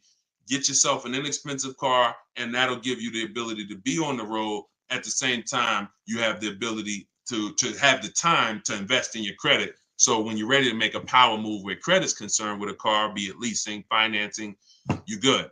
All right. But if you go buy a car overpriced interest rate, it could really set you back. It can really set you back. It's happened to too many people. Great question. Cue the next one up, Dolan. Great questions today. YouTube, should I buy a car cash or do I get a loan? It's a great question here. A lot of great questions. This is a matter of, look, nothing that I teach is really one size fits all. That's been the problem. 8-year rule, absolutely. If you're not keeping 8 years, that is one size fits all. That's why it's called a rule. You should be leasing if you're not keeping your cars 8 years. If you're buying, you should be keeping them more than 8 years. But when it comes to the cash or loan, here's what I've experienced. And the people who pay cash or don't pay cash, this is kind of what weighs it for them. What are they doing with, what are you doing with your money? Is your money making you money? If your money is making you money, I would have people come in the dealership, clearly had the ability to pay cash, because I would ask them, you know, so how are you paying for the car? And they say, you know, I'm thinking about, you know, writing a check for it, but I'm, you know, what are the rates? And if we had a special interest rate from the bank, like 0% or 0.99%, 1.99, 2.99 even, they'd usually take the bank's money so that their money could keep making money for them. So if that's you, and the rates are low, that's why whenever we shop for a car, you always want to check, are there any special interest rates? That's the first thing. I teach something called the bank bidding war. It's not just dealers that bid for our business. It's banks and credit unions too. So in the bank bidding war, there's 3 rounds. The first round, though, is checking if there's any special interest rates, because if there is 0.99 or 1.99, no one's beating that. Therefore, the rest of the rounds are non-applicable. So if you can use the money cheap, that's when you use the money and you let your money keep working. Now, another person, a different person, Deshone, I'm not really investing my money. You know what? I just kind of like to keep things to a minimum. I got my cash over here. Okay, then. I would still, if the money was cheap, consider it, because we could be coming into days where cash on hand becomes a little bit more important. But it's really about the cost of the money. If rates are high, 6, 7, 8%, 9%, 10%, then you want to put as much down on these cars as possible. If you're buying them, you want to put, you want to pay them off if you can, because the money is expensive. So it really depends on the cost of money. People, when the cost of money is cheap, they benefit from that, and I would think that those principles will work for anybody, and that's, you pick and choose which one of those situations fits you. But if you check the special interest rates, that usually puts it to bed. You see 0.99, it ain't no reason. Why would the bank's basically giving you free money to use. You can keep your cash on hand and still get the car. So I know some people don't believe in that. They don't believe in interest, but here's the thing. There's something called opportunity cost. Interest is not the only loss. When you're talking financially, opportunity cost is important. When you put 30 grand in a car and it gets you, we already talked about this. Cue up the next question, Dolan. Depreciation curve. When we start talking about financially making decisions, a lot of people see, if I put 30 grand cash into this car, what is my cash worth in 6 years? $30,000 car, what is it worth in 6, 7 years, y'all? 12, 10. So what's the return on that cash? It's not even positive. It's not even neutral. It's negative. So these are all the things that is like, okay, you go over that, what I just said over the last 6, 7 minutes, and you choose what makes sense for you. But I'm never going to give you one size fits all formulas. That's what has failed you. Always do this. That's what has failed you. Go ahead. All right, this one's from TikTok. What's the best way to purchase a car once lease is over? Why would you want to? All you're doing. All right. Let's talk about buying our lease out. And I'm going to keep this quick because some of you know that I'm adamantly against this unless you're keeping the car 8 years. Because sometimes we look at our leases, right? And we say, oh, it's, should I buy my lease out? Here's the question. Should you lease again or should you buy a used car? When you are buying your lease out, all you are doing is buying a used car. That's it. When you look at it that way, it's going to become more clear to you. It's your car. You don't have to go search for it. You do need to make sure it's a great price relative to the market, but that's all you're doing, buying a used car. So the question becomes, should I buy a used car or should I lease? And when you realize that the 8-year rule, breaking it, is going to continue to lose you money and put you in negative equity, you won't buy your leases because you don't plan to keep them again for another 8 years. I'm going to tell you how I found this out to be horrible. Guy walks in the dealership. I'm looking at the car that he has. He says, okay, I'm looking to trade this in and get me something new. So, okay, how many years old is that? About 5 years. Okay, cool. How long you had it? I had it since it was new. Okay. All right, you know how much you owe on it? Nah, I don't know. Now, that's not a good sign, because if a person tells you they've had a car for 5 years, and they've had it since it was new, wouldn't you think it was almost paid off or paid off, right? If that makes sense, type of dollar sign. If a person said, you saw me, like, yeah, I had that car 5 years. I bought it. I've had it since it was new. Shouldn't it be almost paid off or either paid off, right? So when he said, I don't really know what I owe, I was like, okay, no problem. We'll call the bank. We'll find out. All right. So I have the used car manager look at his because everyone who's in this position, I'm going to tell them about leasing. So I'm looking forward to that, because once I tell them about leasing and I show them the numbers and like, hey, you keep trading these cars, look how much you're going to save. And some people will come in and their car was paid off. And I'm like, good thing is whatever that car is worth, you're going to get all that back. You're not putting it into your deal and using most of it as a down payment. So I've literally changed people from financing or buying to a lease, giving them a check back for their whole car that they was coming to use as a trade, and they get a check for $12,000, and then they leave with a lease with no money down or little down, and they're like, yo, this is great. So I'm thinking I'm about to lay this out for him.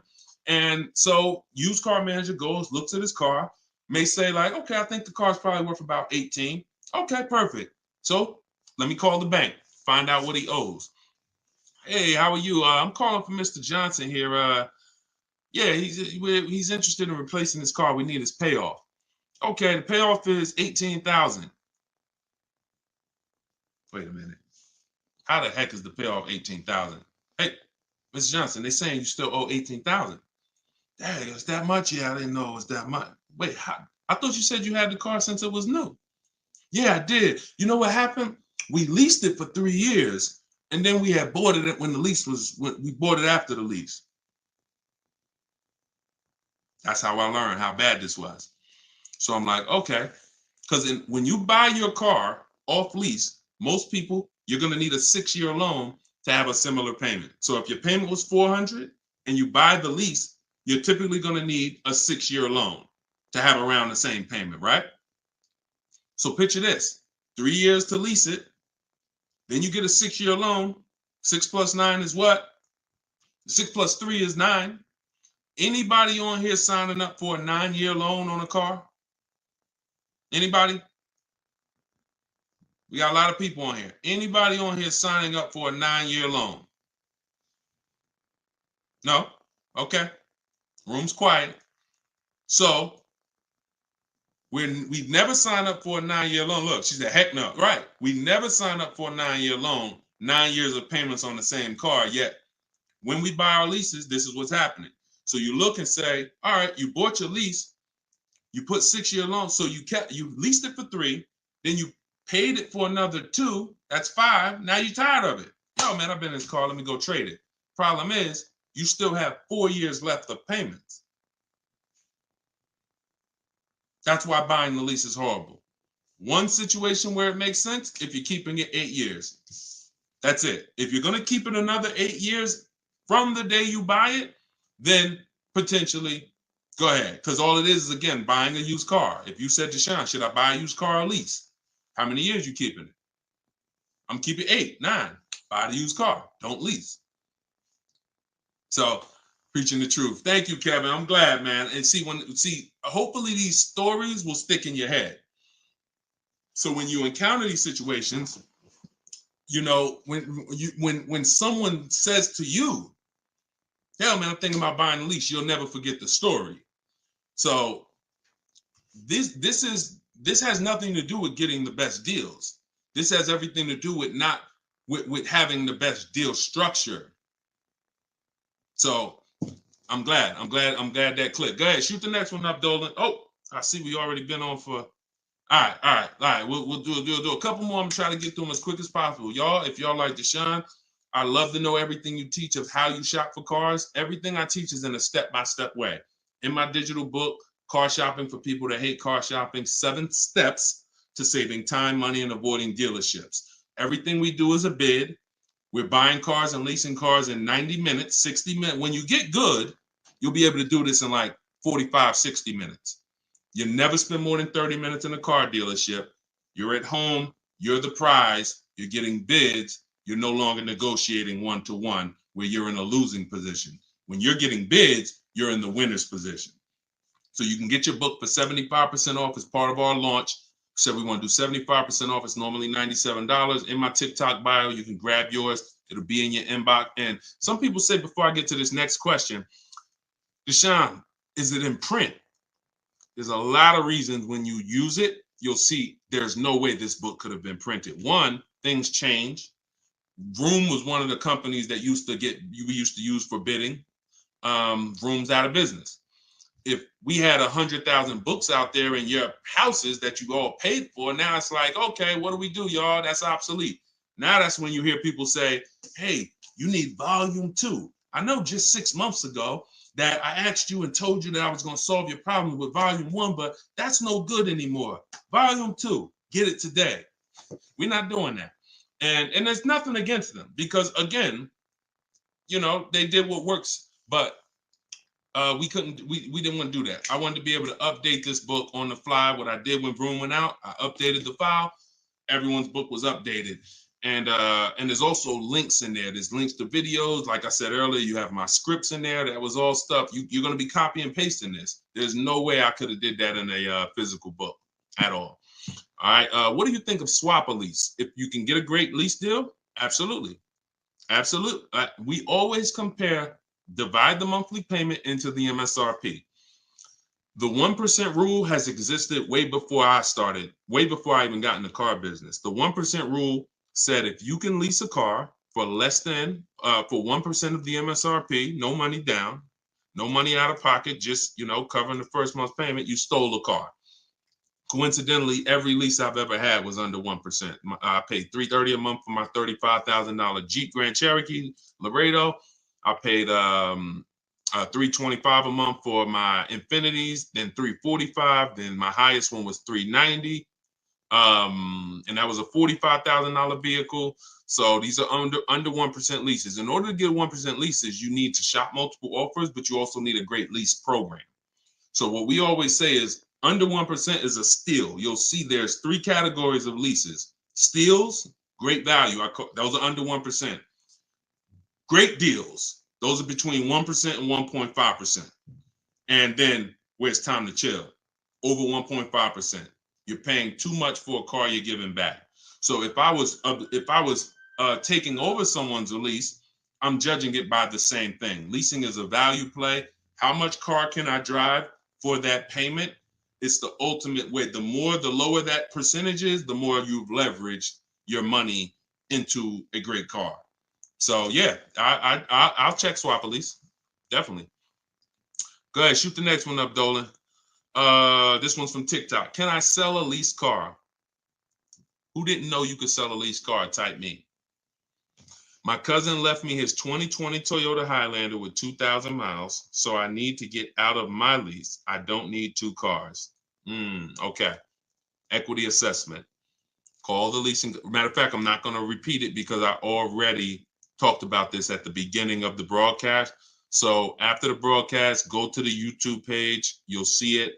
I think it was either the first or second question. So within the first 10 minutes, I talked about how to do the equity assessment. You're going to follow that process.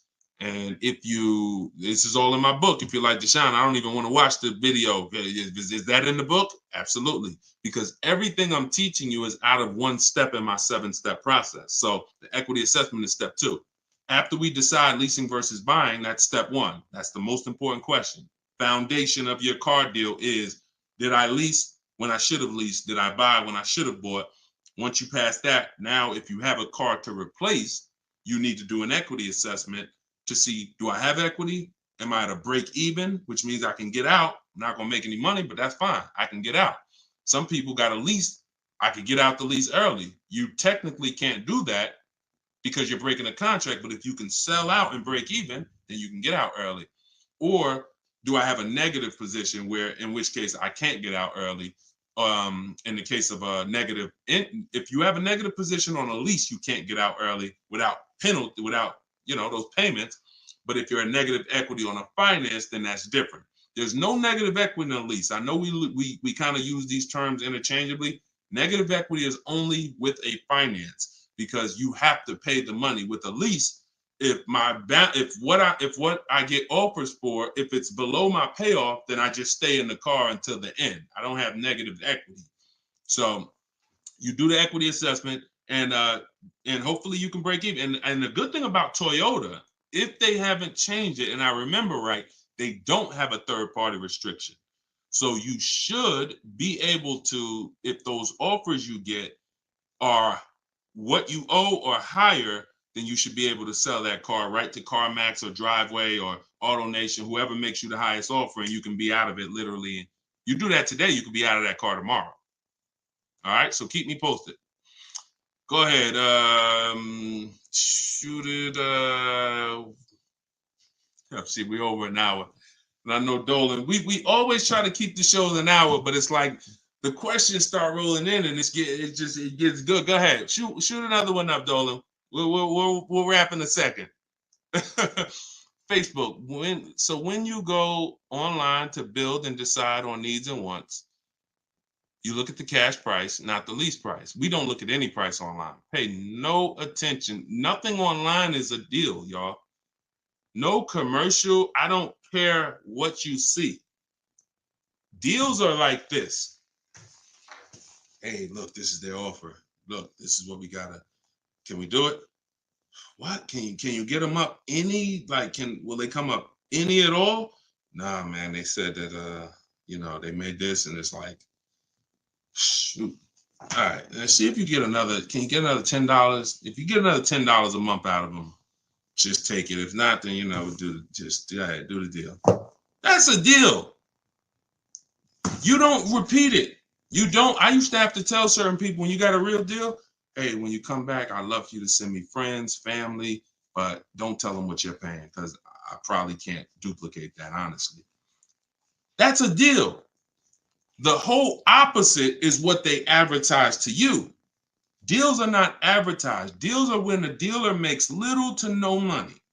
Little to no money. That's a below market deal.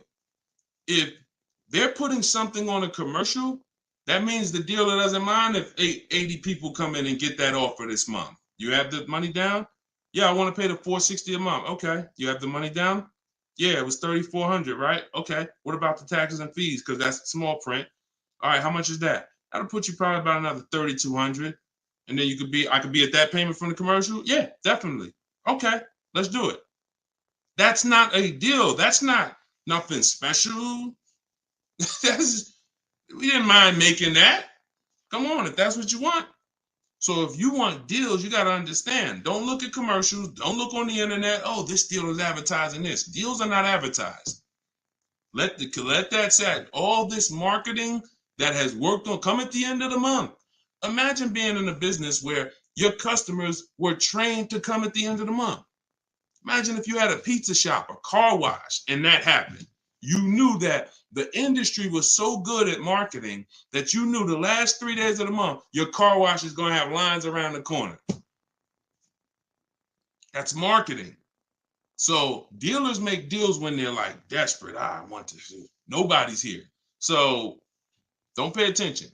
Don't pay attention to that. Just follow the process. Oh, I see you got the book. Just follow the process. If it's not written in there, Ty, don't add to it. Don't add to it. If Deshone didn't say, go to this website and look and then write that down, don't do it. The whole purpose of why I wrote that book in that way is to take the guesswork out of it.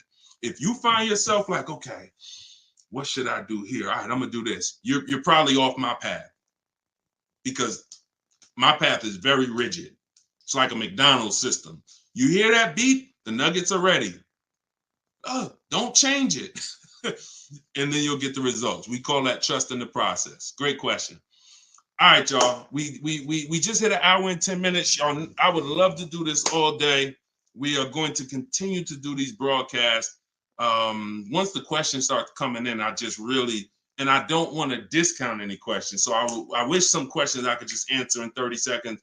It's not possible without me just cutting it short and then you not getting the value out of it. So we try to get through as many as possible. For everyone who wants everything I teach in one place, you can get everything in my social media videos. But I think what you understand now from being on the broadcast is there's lots of different situations. So when you're moving through my social media video, you're saying, oh, he's talking about leasing here. He's talking about buying a used car here. He's talking about banks here. He's talking about high mileage here. All right, that means I got to try to piece this together myself. Same thing with the broadcast here. If you're like Deshone, I want everything in one spot, step by step. It's all in there. Leasing's in there. The high mileage paths are in there. The new car purchase paths are in there. Used car purchase paths are in there. And step 7 of my book is delivery. So you shouldn't be thinking, oh, I'm gonna read the whole book, then I'll start shopping. No, it's action guides. It's essentially a big checklist. Do this, do this. By the time you get to step 7, you should be picking up your car, getting ready to have it delivered. So that's the way it is. You don't take a quiz at the end. The quiz is, if you did it right, your car's on the way. So everyone can get your book for 75% off as part of our launch. It's in my TikTok bio. Grab yours, use it, and please make sure you email me your deal. As soon as you make your deal, send me an email. Deshone, check this out. I don't want to see just the car you got. I want to see the price you paid. You're going to have price assurance, and I'm happy to be on this journey with you. So get it in here. I'm going to send this link. I'm going to type the link one more time for you guys here on Facebook and YouTube. In case you missed the countdown, I just typed the link. You can grab it there. TikTok, Instagram, it's in my bio. Click that website and then click that button that says 75% off. So until then, thank you, Ty. Great questions today. Great questions. All the questions were good. And I'll see y'all on the next broadcast. We'll keep this going. God bless y'all.